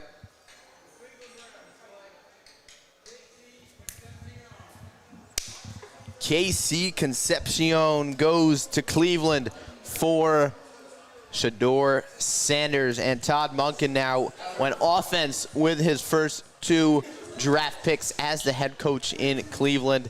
And Concepcion, Jason, I'm going to hand this off to you because I know you're the receiver guy. All right, I am rubbing my hands together here because I was resisting the urge of pushing this man a lot higher than he should have been because to me, he is so talented. And yes, you see the height at a 5'11". That's the first thing that stands out to you. But it's sort of like Mekhi Lemon. I wouldn't say to the same degree. He is a very strong receiver over type of the middle where he can take those big hits as a smaller guy. He's still effective as a route runner on the outside, and he can do that all from just different ways. And and be effective after the catch, which is his main ability. But Nick, I'll pass it over to you real quick before we get you off air. Yeah, wide receiver was easily the pick for the Browns here. I mean, who's their wide receiver one? Was it Jerry Jeudy this past season? Yeah, it was Jerry Jeudy. Harold Fanning, though. Shout out my dynasty They team. desperately needed a weapon. And honestly, with David Njoku gone as well, they need any weapons they can get for Shedeur Sanders if they want him to succeed. All right, well, thank you, Nick. We got to welcome on Yes, thank you, our Nick. next guest who's wandering. Come on, Brennan. Let's go, Brennan. Did you know, Brennan, that Cal and Dan set up a table just for you? I'm not really sure why. Yeah, it was supposed to be over there just so you could sit. I made no, the it's move actually it, right by the over way. there. You sit by yourself and, we did send it to him. I did see the picture, yes. Yeah. I'm aware. Anyway, Brennan, just so far, just thoughts on the draft and everything kind of going on, and what has shocked you or what has really stuck out to you so far in the first, 24 picks? Honestly, the first thing that shocked me was Tate going at 4. And it kind of threw off a lot of other teams' picks. We saw Kansas City trade up, a little bit of unexpected action there. I was also pretty surprised with Ty Simpson at 13. I was very shocked with that, especially just with the state the Rams are in. I know Stafford's not getting any younger, but it was just a bit surprising at that moment. Yeah, I completely agree. As the Bears pick is in here. I mean, the Bears should be drooling at Dylan Thieneman. I 100% agree. I honestly think in their situations, I don't think they could really go wrong. Between ENW and Thieneman, it kind of depends on what they're looking for. Thieneman, a more rangy safety. Emmanuel McNeil Warren, by the way. Yes. Emmanuel McNeil Warren, my mistake. Thieneman, a much more rangy safety, played a lot of single high in college, and EMW, a.k.a. Emmanuel McNeil Warren, is a much better inside the box, much more of an impact in the run game, not as much in that high safety kind of role. Can do it, and so Thieneman, same thing, but they both just have their strengths. So it really is dependent on what the Bears are kind of looking for in that safety spot. Personally, I think they need a more rangy safety. I would go with someone with Thieneman, as Bayer did leave this past free agency, and I think that fills that void. But they could go for the EMW. Chicago Bears, if they're not going safety, what are some options do you think? I think they're going to go defense, though. Maybe O-line, but what are you thinking? I'll give it to Brendan in a second, but the only O-line that they really need is a center. So I don't necessarily see them go O-line right now. We could see that tomorrow, but the defense is definitely probably number one. Yeah, I mean, Keldrick Falk staring me in the face right now on the screen. I mean, I feel like that it's very challenging to kind of push him off any more picks here. He's surprising me that he's still here. I think that if he's here, some teams are going to have to swoop him up. Could we see someone like Caden McDonald potentially be taken here as on the defensive line, as they need that interior help as well? Yeah, You're absolutely. taking words out of my mouth right now, Dan. This Chicago team's defense was rough last year. They gave up a lot of yards on the ground. They're going to need somebody to plug some of those holes up, and I think McDonald would fit pretty good for them. Yeah, I mean, Caden McDonald, defensive line would be fantastic. I'm still pretty dead set on safety, just based off of the way that the draft fell. If Thieneman was gone and it was just McNeil Warren, then, maybe there is some more conversations in terms of possibilities here. Yeah, you could play around with options, but when Dylan Thieneman's still on the board and he's dropping, you're looking at 25. I think even if a team, like I mentioned, the Falcons, a team wants to trade in and get aggressive and say that we don't have a first-round pick, but we need talent, Dylan Thieneman is an obvious answer. Yeah, I agree. And speaking of teams that, possibly could trade in the end of this first round, this is sometimes where we see those little trades come in from the second round to the end of the first round. In my mock, I thought possibly it was for Ty Simpson, but Sean McVay and those Los Angeles Rams over there had something else in mind. This, though, is where we could possibly see linebackers as well. I think you mentioned C.J. Allen, not this pick specifically, but the end of the draft in general. The Buffalo Bills are staring me right in the face when it comes to a linebacker. I really like Jacob Rodriguez. In fact, I wouldn't be shocked if I saw Buffalo take Jacob Rodriguez over C.J. Allen. But there's two things I want to note real quick. I think Thieneman is a good choice here for the Bears, but I could see them taking Caden McDonald. And in that sense, I do agree. Rodriguez is the pick, and I could also 100% see the Bills taking whatever safety the Bears don't pick, in the sense of either EMW or Thieneman. Brendan, where do you think the Bears go here? I think they got to go Thieneman here. I mean, this is a team. Their defense, it was rough last year. There's no other way around it. Ben Johnson's trying to rebuild this group, and I think it starts on the defensive end, getting that secondary help. Yeah, the Bears lost to the Rams in the divisional playoffs last year in a thrilling game. Incredible play from Caleb Williams at the end where he threw a touchdown on 4th down with the clock running down. Like one of the worst throws you could ever ask a quarterback to try to make, and Caleb Williams, one of the very few in the NFL to be able to make it, and completed it even though they lost in overtime. But the Bears pick is in, so it's going to be interesting to see what direction they take here. I think the obvious pick is safety. I think that is the consensus across the board here. If I'm mistaken, anyone want to chip in? Nope. No, Come on, Roger. Give me the good news. I think Caden McDonald could be a sneaky not safety pick for them, though. All right, the pick is in, and we're about to find out.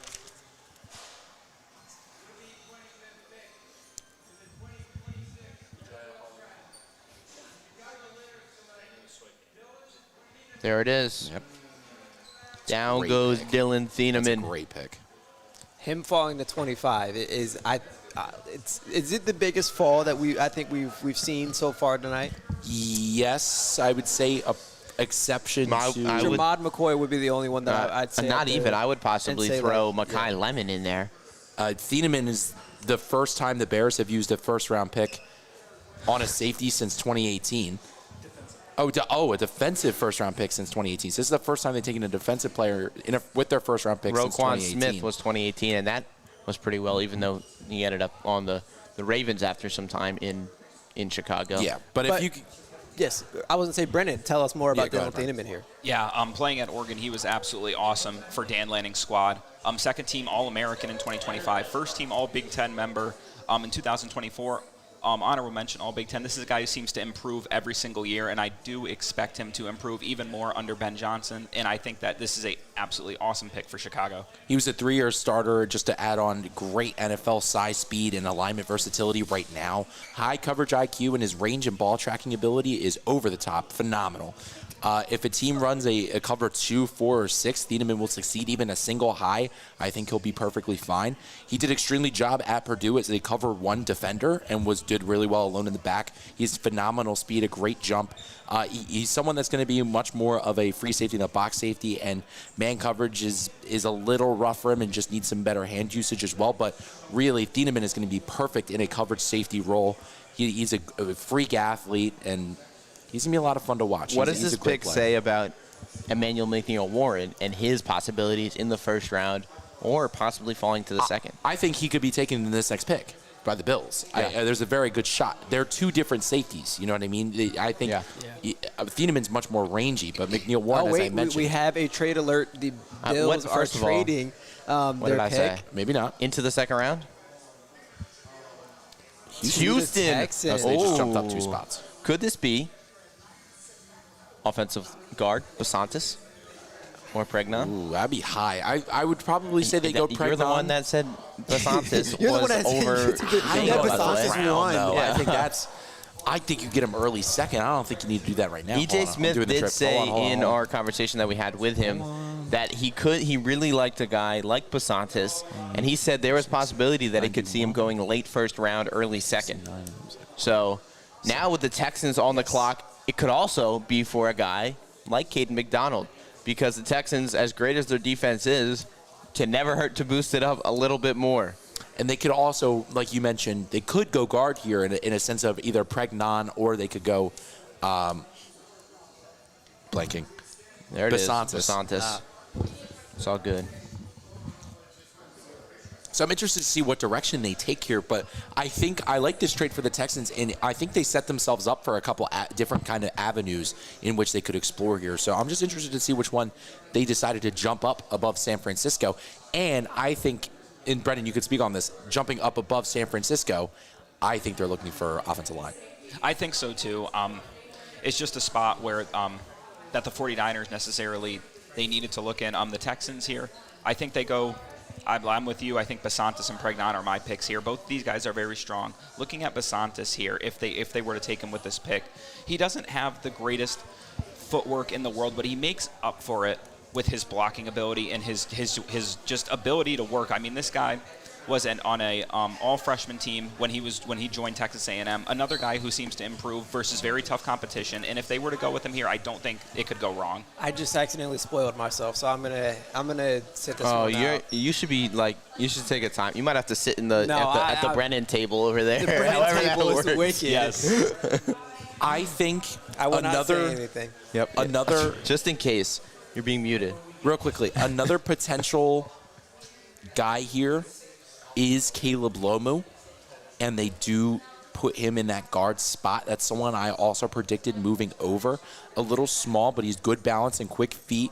He doesn't have the biggest arms in the whole world, but he is a very successful offensive tackle out of Arizona, or the state Arizona. He's out of Utah. And I think under construction, he could really do some damage. All right, here is the pick. Wonder who it's going to be, Jason. Yeah, Jason.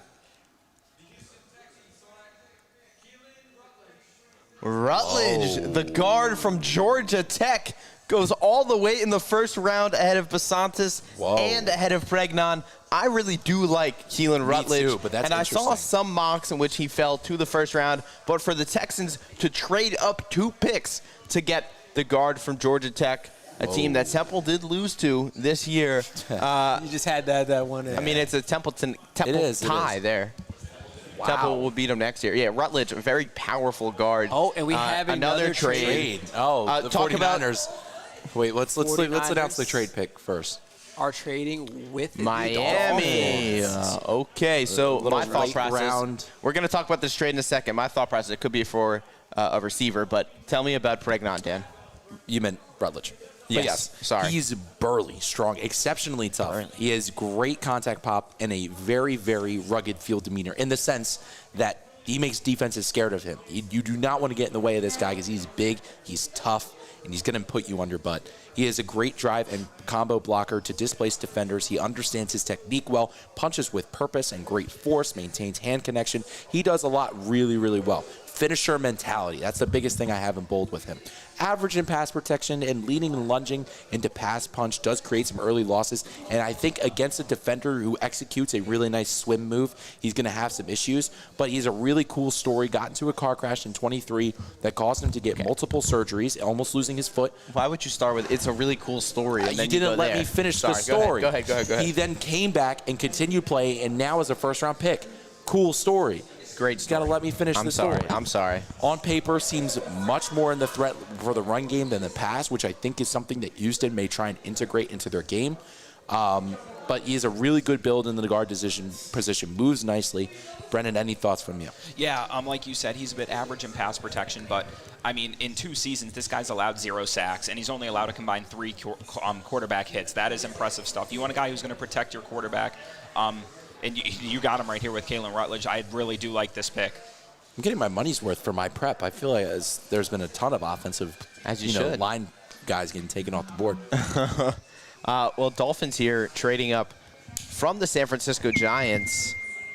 I mean, is the thought process Omar Cooper? Is the thought process Denzel Boston? I think would make more sense for the Dolphins. There it is. Ding. Perfect. I thought I was going crazy the first time. I have to do the trade real quick, so hold on. I don't know what the trade was, though. Was it 30 and change? I'll just do 30 and 27 and 47. I will say another sneaky option at receiver is Chris Brazell. I've had a hard time placing where he's going to be at, and I've seen somebody broke it down and it was like he could either be like a late first-round pick or a third-round pick just because of it's all how teams feel about him. And he was a suggestion that I threw out yesterday at the meeting to say the Dolphins, if they want to go a speedy outside type of guy, they could go Chris Brazell here. But you're trading up. But we've seen teams trade up for I think Keelan Rutledge. We could have held off. Yeah, to the second Rutledge round. could have held on. Could this be a corner as well, though? It could or be a even a safety in McNeil Warren. There's a lot that. I would good lean more, shout. I would lean more towards the corner route. I would lean more to the safety route even. The loss of Minka, I think McNeil Warren is a really good replacement for him. They play similar-ish roles, I would say. I think Minka could line up in the box really well and also still have that impact in the zone. If you could teach EMW, those type of qualities, I think that's actually something that they could investigate there. That's a trade upable excuse. Whereas, yeah, you're especially jumping, with the Bills next behind you. Max, we're rolling right now. You're on the same page as me. That's exactly what I was thinking. Yeah, as we are on commercial break here, Brennan, this is your last pick here. I know you are a 49ers fan, Correct. so probably a little disappointed you didn't get the 49ers pick. Yeah. But what are you thinking from a 49ers perspective, possibly at 30 now, the way that the board has gone? I know you had Blake Miller in the past, but he went a lot earlier than some might have expected in this draft. But now what are you thinking? Honestly, I would like to see my group bolster their defensive line. It's been one of their more iffier units, especially with Nick Bosa. I'm not really quite sure what's going to go on with him with the ACL injury. If they could snag another edge, Keldrick Falk is still out there. I mean, Bosa's aging a little bit. At defensive tackle, McDonald is still there. I would like to see this group improve a little bit on the defensive line aspect. And other than that, if they don't decide to go that route, I would like to possibly grab a tackle or guard. The unit is a little bit old. Trent Williams just got signed to a 2-year deal, but he's not getting younger. As the pick comes from Roger. This has been crazy. What an awesome first round, dude. Yes, here we go.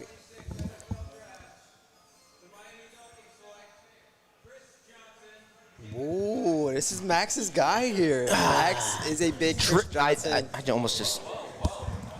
almost just tripped standing up talking about Chris Johnson.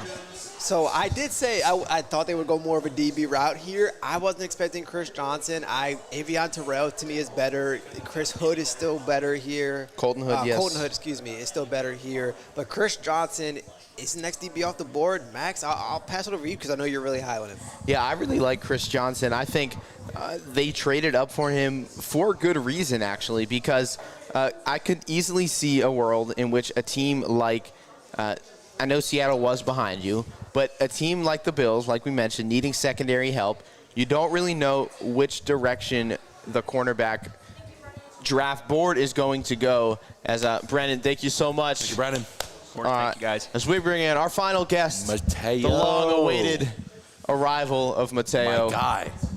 But talking about this, as we have another trade, the Bills are moving back again. I love this for the Bills, by the way, who gave up their second rounder for DJ Moore, so building some draft capital. New England coming up ahead of Kansas City. Oh, my goodness. All Could three this of my be- picks have been traded. The last 10 minutes of my life have been absolutely insane. I'm all here for it, though. And that's part of the fun, Mateo. That's part of the fun. Absolutely.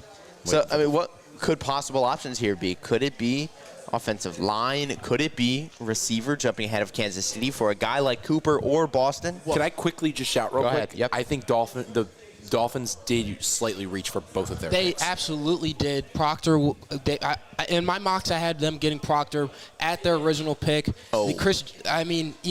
Sometimes he slipped in them. Chris Johnson, I didn't expect him to be picked in the first round at all. I had Terrell and Hood above him. So that really, really surprised me seeing that. But Patriots pick is in. We're thinking. When it comes to sorry, go ahead. No, you're good. I cut you off, but I got to defend myself about Chris Johnson just a second here. I do think it could possibly be considered a reach, but I think the next corner off the board was going to set the tone for the way that the corners were going to fall throughout the rest of today and tomorrow night as well. Because a guy like Jermon McCoy, we mentioned, has the talent, but coming off the ACL injury, as here's Roger with the pick.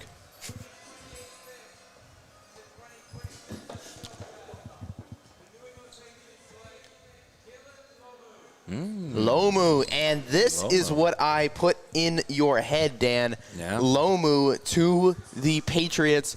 If they're going offensive tackle, this was the next guy, I think, in that tier before it dropped off. And I know you possibly see him as a guard. So if you were going to go guard, I probably would have went elsewhere. But Lomu, I think, had first-round caliber talent. Whether you believe it or not, I'll let you speak on it a little more and then go to Mateo after. This is a similar scenario for me in the small arm category.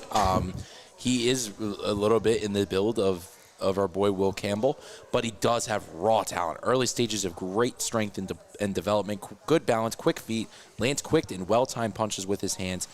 He does have 2 years of experience, so does need some time to fill out his frame and strength. Opens his outer half a little too quick versus fast edge rushers, which is some issues, and needs a better control, or what scouts like to call a harmony between his hands and feet.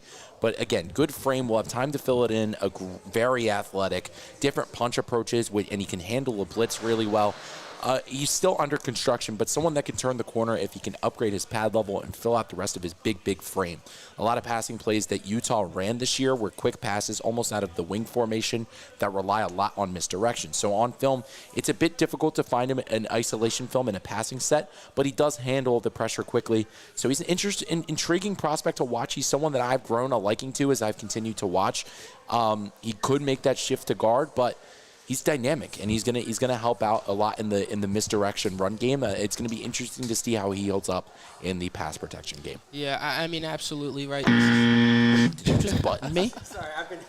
He's been waiting to buzz you. You're muted. You should have. I've been waiting for. You should have a buzzed him minute. during.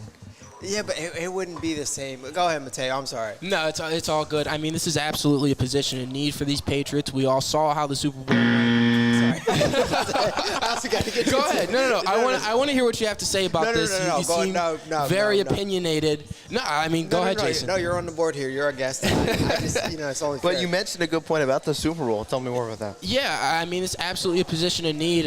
The Patriots offense runs so much off of Drake May and his abilities. If you can't get Drake May at his peak ability, then there's no point of you know what I mean, going out there and playing football. So that they're getting, I guess, who they believe to be their guy in Caleb Lomu out of Utah, and hopefully this could really help, propel this Patriots offense to the next level.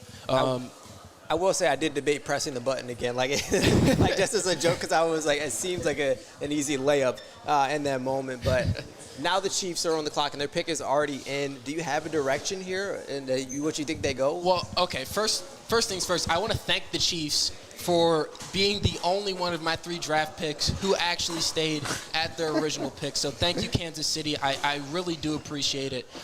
For Kansas City, I am thinking edge for them. Keldrick Falk is still on the board. I like Cassius Howell as well there. T.J. Parker is still there as well. They could, of course, also go corner. Who did Kansas City already pick? Kansas City took. Right. They traded up for Delane. I think an option. You mentioned defensive line. I'm not upset with that at all. With a Falk possible pick, or a guy like Zion Young, T.J. Parker is also Cassius there. Howell. Yeah. Okay, well, the way you feel about Falk is the way I feel about Howell. It's okay. Yeah, Right. so we agree to disagree here, Max. Right. Well, Cassius Howell is available. So is Keldrick Falk. And I'm not Anyway, saying I he's think not. they go receiver, though. Denzel Boston, in my opinion, is most sure bet receiver here for what the Chiefs are looking for to pair with their whatever they have going on with their receiving room between Rashee Rice, Xavier Worthy, who hasn't necessarily panned out the way they probably hoped. I don't think Boston could be an option here. I don't think Boston, though. I Did you feel go as Cooper over Boston? I feel as he would have a similar route as Xavier Worthy in this sense. I think he's a lot more boomer. Boston, I think, is bigger though. Like I think Worthy, you're not throwing a fade ball on the end zone to. You can't do that with a guy like Denzel Boston. Yeah, no. I know what you mean. I'm just saying in the sense of like, I feel as he's someone who also could have that disappointment he didn't pan out. Yes. Yeah. I would go more Denzel Boston here, especially when you talk about the length and size that he has. It makes a lot more sense for what the Chiefs haven't had in a long time. When you think about Xavier Worthy, when you think about even a Tyreek Hill, back to him, it would make sense for the Chiefs to go in a different direction for Patrick Mahomes. Yeah, well, we'll see what they do. Their pick is in, as we mentioned, as we are rounding out round 1, which has flown by the way. I thought it's actually gone rather quickly. We were going to be on air for a lot longer. My fault. My than we were. Still out. Well, first of all, why is that your message tone? Like it's like the purge or something coming. It just sounds worse because you're probably not used to hearing it because it's always on D&D. What is that meant to be? It's not a bad thing. What's that supposed to mean? It's not a bad thing at all. The notification sound. What is that? It's a message. Alert, you have no, a I'm message. saying- I didn't go in and tweak it. You know, It's Jason like, doesn't get a lot of text, so it's so exciting when he gets one. that makes sense. When the When you put it like that. sound's got to be so Right. great as the Chiefs pick is it's coming only up. because my phone is on D&D. I only have a couple people who can bypass that D&D, so I know it's important. We're working our way up that list as Roger comes to the podium.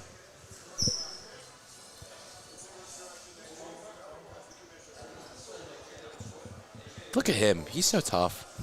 Is he? Is I he? don't know. The way that strut, low key.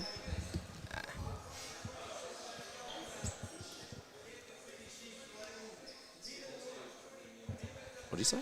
Defensive Woods. tackle Okay, Peter yeah, Peter Woods. Woods. Okay, This yeah. was another direction that it crossed my mind in the fact that they can get a guy to pair up with somebody like Chris Jones. Yep. He can learn from someone He's like a Chris big Jones, boy. who's getting older. He is. Yeah, I as think as he's great 30, as he 31, still 32, is. around there. His age is up there, and Peter Woods, another guy that Dan and I both liked. No, I have a point. Both. Oh, I thought you were giving me a high Caleb five. Banks and Peter Woods were taken over Keenan McDonald, though. Yep, which I was think gonna is get there. interesting. I know you were, but I just think it's the most interesting part. Yeah. What are you thinking, Mateo, about this pick from Kansas City as San Francisco quickly puts their pick in? Oh, we it have was another a trade. Oh. San Francisco. Well, Sponsored by Philly Style. Ooh, the San Jets. Francisco New trade York to Jets. Where's Gus Hauser? Brennan. San Fran traded. So this could there are actually so many there are so many possibilities here for the Jets. I know they just went Sadiq, but we talked about Chris Johnson going off the board as a corner. Do they need to set the tone or did that pick set the tone for the direction in which the corners are going? Now the Jets had the first pick in the second round, so they didn't jump too high at 33. They just jumped 3 picks ahead. But now, could it be a corner? Could it be Jerron McCoy? Could it be Colton Hood? Could it be Avion Terrell, who's more of a nickel guy? Or could they go weapon, and go with a guy like Omar Cooper? Is that crazy to throw that out there? Before we proceed, I first got to ask, like, what's wrong with Big Pounder here? Because a Big Pounder, I think, was Big Pounder or Big Mac or Caden McDonald. Yeah, explain. I Just was talk going about through it. all the nicknames. I think he was the consensus like D tackle 1 going into this draft. Yeah. Now he's at least D tackle 3. Well, he was a unanimous All-American. I mean, I just think it's interesting that these two guys went over, and I'm not hating on the guys at all. I think they're both very talented. They're both, I had them 2A, 2B, in the sense of I think they're both very similar. They just operate better in different formations. But in my opinion, and in Max's opinion as well, because we chatted about this together, I thought Kane McDonald was the clear number 1. It's just an interesting fallout the way this has happened. So I'm interested. I do not think the Jets go weapon, just because they did take Sadiq. Yeah, quickly, I guess going back to the Chiefs pick, I mean, the Chiefs just need a D-line badly, very, very badly. I mean, I would have liked to see them go edge more because they probably needed a better pass rush. They didn't really get too much pass rush at all last year. Of course, Karlaftis is coming off the edge for them, but he's more That's of a about it, run-stopper though. guy. But we're and Chris Jones is still there, right? Let's see what the As Jets do. Bell announces the pick.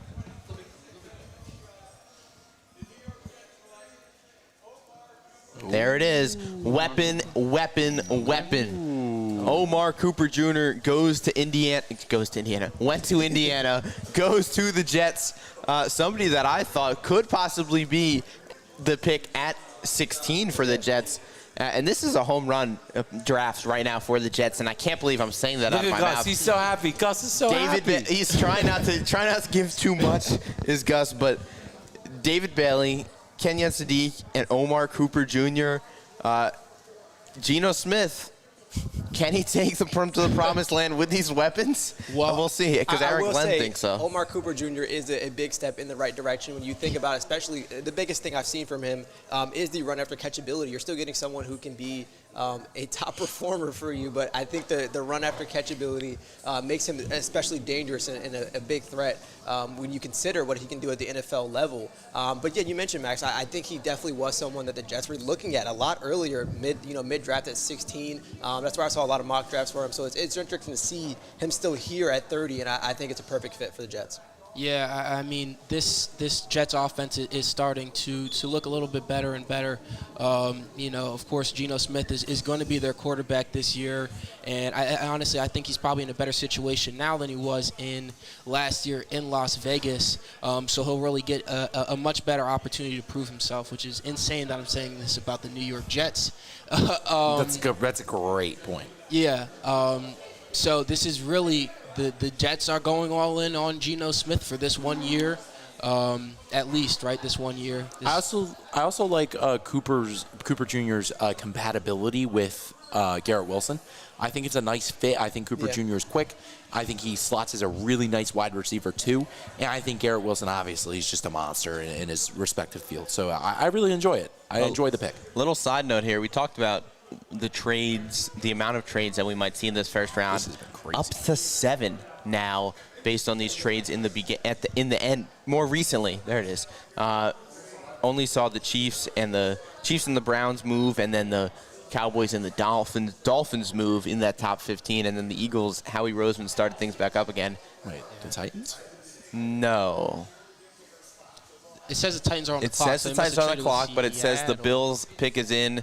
So somebody has the wrong graphic up, whether it's I one think or the the Titans other. must have traded them with Seattle. But the Bills pick is in though.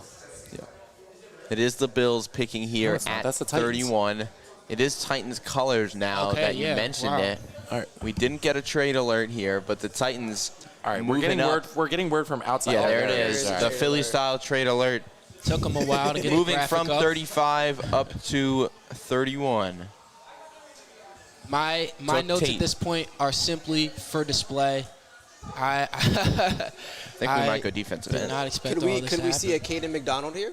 Could see Kate McDonald. Could see a Keldrick Jeffrey Falk. Simmons down in Tennessee.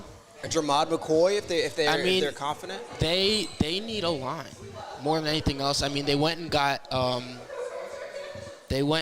my goodness, they went and got a receiver at 4. Yeah. What do you think of Big Dan? I don't know. There's no alignment that's Pregnon.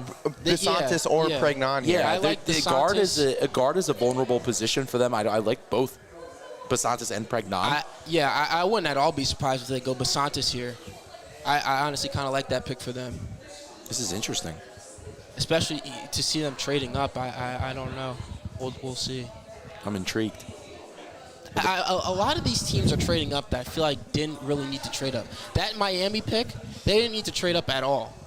I agree. That was Did you very- spoil it for yourself again, Jason? No. I didn't spoil anything. Just the way you looked, it was like you looked I know very something's locked in. about to go down. No, my family showed up and they keep making looks at me and I can't help but like. You gotta be able to the- perform in front of the I crowd. know, and I can perform, but it's just the looks. If I look at them, I'm gonna laugh. It's just the way it is. Excuses. But No eye the Titans contact. pick is in here. Let's see where they go.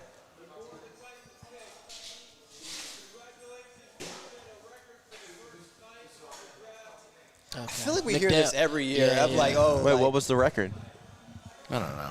I'm assuming most people there, but Yeah. Oh, they I say thought it was that gonna they be say like that trades every or year. something. Who cares?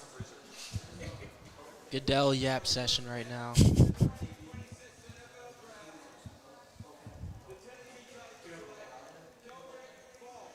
Falk. Okay, so they go edge. He does go in the first round. Interesting. I don't hate that for the Titans. Their defense was highly and they were questionable thinking last year. they were thinking that Seattle might take Falk. Yep. And that's That a makes a lot very of sense valid now. concern. Yeah. That makes a lot of sense now. So Titans get out of the first round with Cornell Tate and Keldrick Falk. I really don't hate that for them. Yeah, I think if you would have told a Titans fan that, they would be happy. They would be Absolutely. pleased.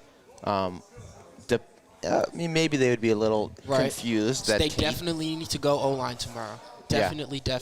It's looking like with Seattle on the board left, it's looking like there should be solid O-line talent here on the board for that I've tomorrow. grown. I think with the Titans, let me just get this out real Yeah, go quick. for it. I think with the Titans, like, you see that Tate and Falk combination here. I think you probably were more expecting something like a Reese to a Omar Cooper or Denzel Boston Right, or one of right. those receivers that might have fallen to their second-round pick. So it's almost flip-flopped. But, yeah, in a way. I think the biggest thing with Falk that he lacks, and I don't know if this is a teachable point at this moment of his career, which is where I find the biggest issue, is he does not have a deep arsenal of moves that he can use across the edge. He's a nice force. He uses great power on the edge. He's a little inconsistent. He's a little inconsistent at the bottom line. He will operate well in odd man fronts. But I just think his biggest issue is he needs a deeper arsenal of moves. He needs to incorporate a swim move or just some type of inside move to try and at the help same time, the decisiveness. though, I disagree with you. Like, I felt like from watching him, there was some diversity with the possibilities of moves that he could present to the offensive line when making a rush. But then there comes the inconsistencies. They need to be more consistent moves that give him more results. Yeah, I just think that the inconsistency there with some of his inside moves and even his outer, club or his inside swimming his outside swim moves and his inside club moves are just sometimes just a little spotty for me. Yeah, but another thing with Falk, though, he's young. He is 21. There's honestly... He's younger than you. He is younger than me. There is a little confusion about his age because originally they said, he's not turning 21 until September, and then he came into the combine and was like, I'm actually 21, and I turned 22 in September. So based on what he says, he turns 22 in September. Oh, they don't even have a cool thing for him. I will say though, like cool if you're an offensive lineman and you're watching Keldrick Falk, I think what's going through my head is the butcher is coming because the way he's moving, coming at you. So for me, I really like him here. But looking at Seattle, I think Jermod McCoy has fallen far enough where it makes enough sense for a team like Seattle to take a risk on him. They have the time, I think, to wait if he isn't fully healthy. Yeah, there's a lot of great options here for Seattle, depending on the route that they want to go. I think that they do go defense, but, just like we like to do, throw a little wrench in the plan here. The Super Bowl MVP, Kenneth Walker, went to the Chiefs. Zach Charbonnet did tear his ACL. Didn't think about that. I know. Could this be the first time ever that we see two running backs from the same school get drafted in the first round? I really don't hate Jadarian that. Price? I don't hate it. I don't see it happening. But, could be fun. Could be fun. I don't hate it. I personally see McCoy, and I also see TJ Parker. I see McCoy only for the fact that they just won the Super Bowl. They have a risk. They can take that risk. That could pay off. Yeah. Like this is a very Eagles just won the Super Bowl. They took a guy in Jahad Campbell who fell because of injury concern. Yeah. This could be something like that. Yeah, and of course they just lost Tariq Woolen. Wow, his name just completely escaped me right there. Tariq Woolen, of course, to the Eagles. So they are down a corner. So we will see. What they end up there's doing here. There's great solid corners here still available. We mentioned Jermod McCoy. Terrell is still available. He's more of a nickel guy. You could do a guy like. Sorry, I just have really funny. I have good Eagles news. With the Cowboys on the board at 20, the Steelers were on the phone with Makai Lemon informing that they'd take him on pick 21. However, the Eagles tried calling Lemon while he was on the phone with the Steelers. The Eagles then moved quickly to jump the Steelers for Makai Lemon. Wow. Wow. That's insane. Yeah, Wow. Pittsburgh. Dan Schefter, Big Dan Schefter. Big Dan Schefter is wicked. Yeah, Pittsburgh. Well, could be Colton Hood, could be defensive line. All right, final Actually, picks here. I think I'd rather have them go defensive line, actually, believe it or not. And I wouldn't be upset with a guy like Zion Young. I also wouldn't be surprised if they even wanted to go Caden McDonald here. He's That fallen as well. far enough. I'm gonna stick with my gut. I'm gonna say Jermod McCoy here. I will I would also love to announce say a pick at a draft. I would also say Jermod McCoy, but I have a dark horse in Zion Young and TJ Parker. I'm so in between corner as Goodell announces. I think I'll go McCoy. Our final pick here on this fantastic night one at Fieldhouse. Shout out once again to Philly Style. I was going to say, I'm like perfectly full from my great pizza from Philly Style. Let's hear it. Oh, yeah. It's amazing to hear What a fired up individual, man. If Love you to have a see chance to announce a draft pick, I'm getting pumped. Especially if I was in Pittsburgh. They're I'd gonna rip think the- I'm insane. The fattest Yeah. Joe Flyers. Yeah, my To say- shirt's coming to off. say It's the going least. above my head. Yeah. Gonna lose it. I'd As long rip as it. it's not the Cowboys, I'm announcing. Sorry, go ahead, Big Dan. Oh, I'd rip a fat Go Flyers in Pittsburgh. wasn't sure where you were going there. The way that he's talked about big men tonight. What a guy. You see? Yeah. It's fired up. I love to see it. The audio passion. guy's trying to adjust the levels quickly.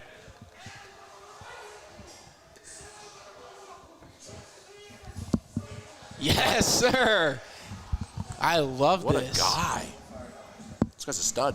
Seriously. Wait, did he just calm down all of a sudden?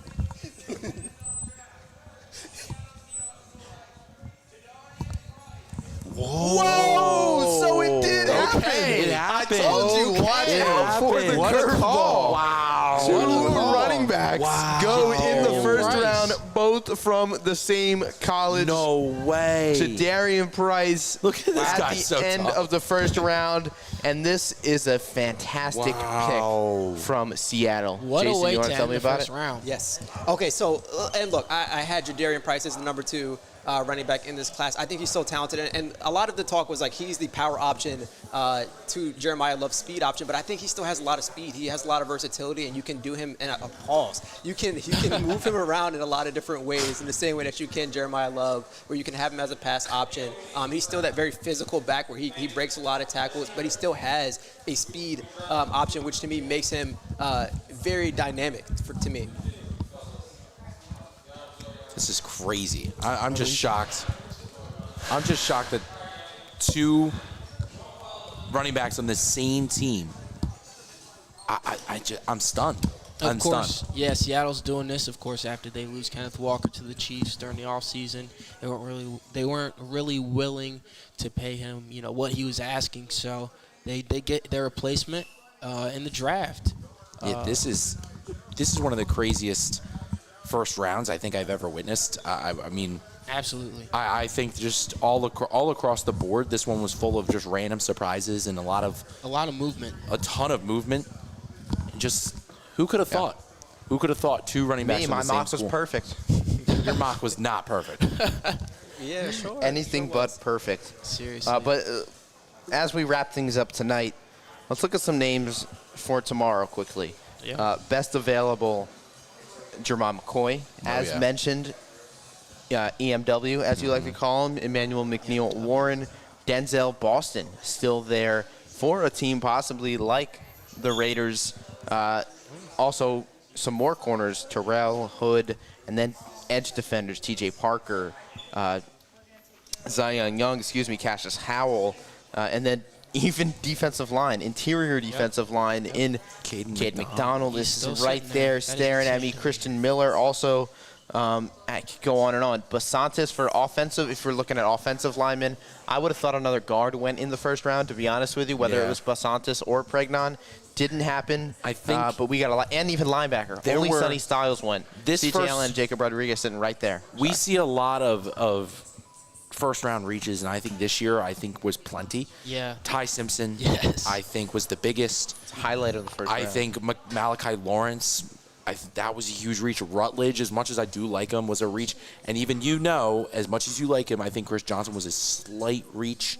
Do you think Jadarian Price was a reach, though, at 32? No, and let me tell you why. Because the Seahawks they just won the Super Bowl. They are filling out their roster based on what they lost. Mm-hmm. And they lost the Super Bowl MVP. Yeah. And Charbonnet tore his ACL. So they had nobody there to start the season at running back. And Price should be thrilled. Do you think they could have got him later, though? No. I don't think he would have fallen later. I think Jadarian Price, I don't think he makes it past a team like Minnesota at early first round just with how talented he is. And especially when you think about what made Seattle great, it was a dynamic run offense, especially protecting Sam Darnold, who a lot of people had concerns about in the playoffs. I think it makes sense to go Jadarian Price here. Definitely.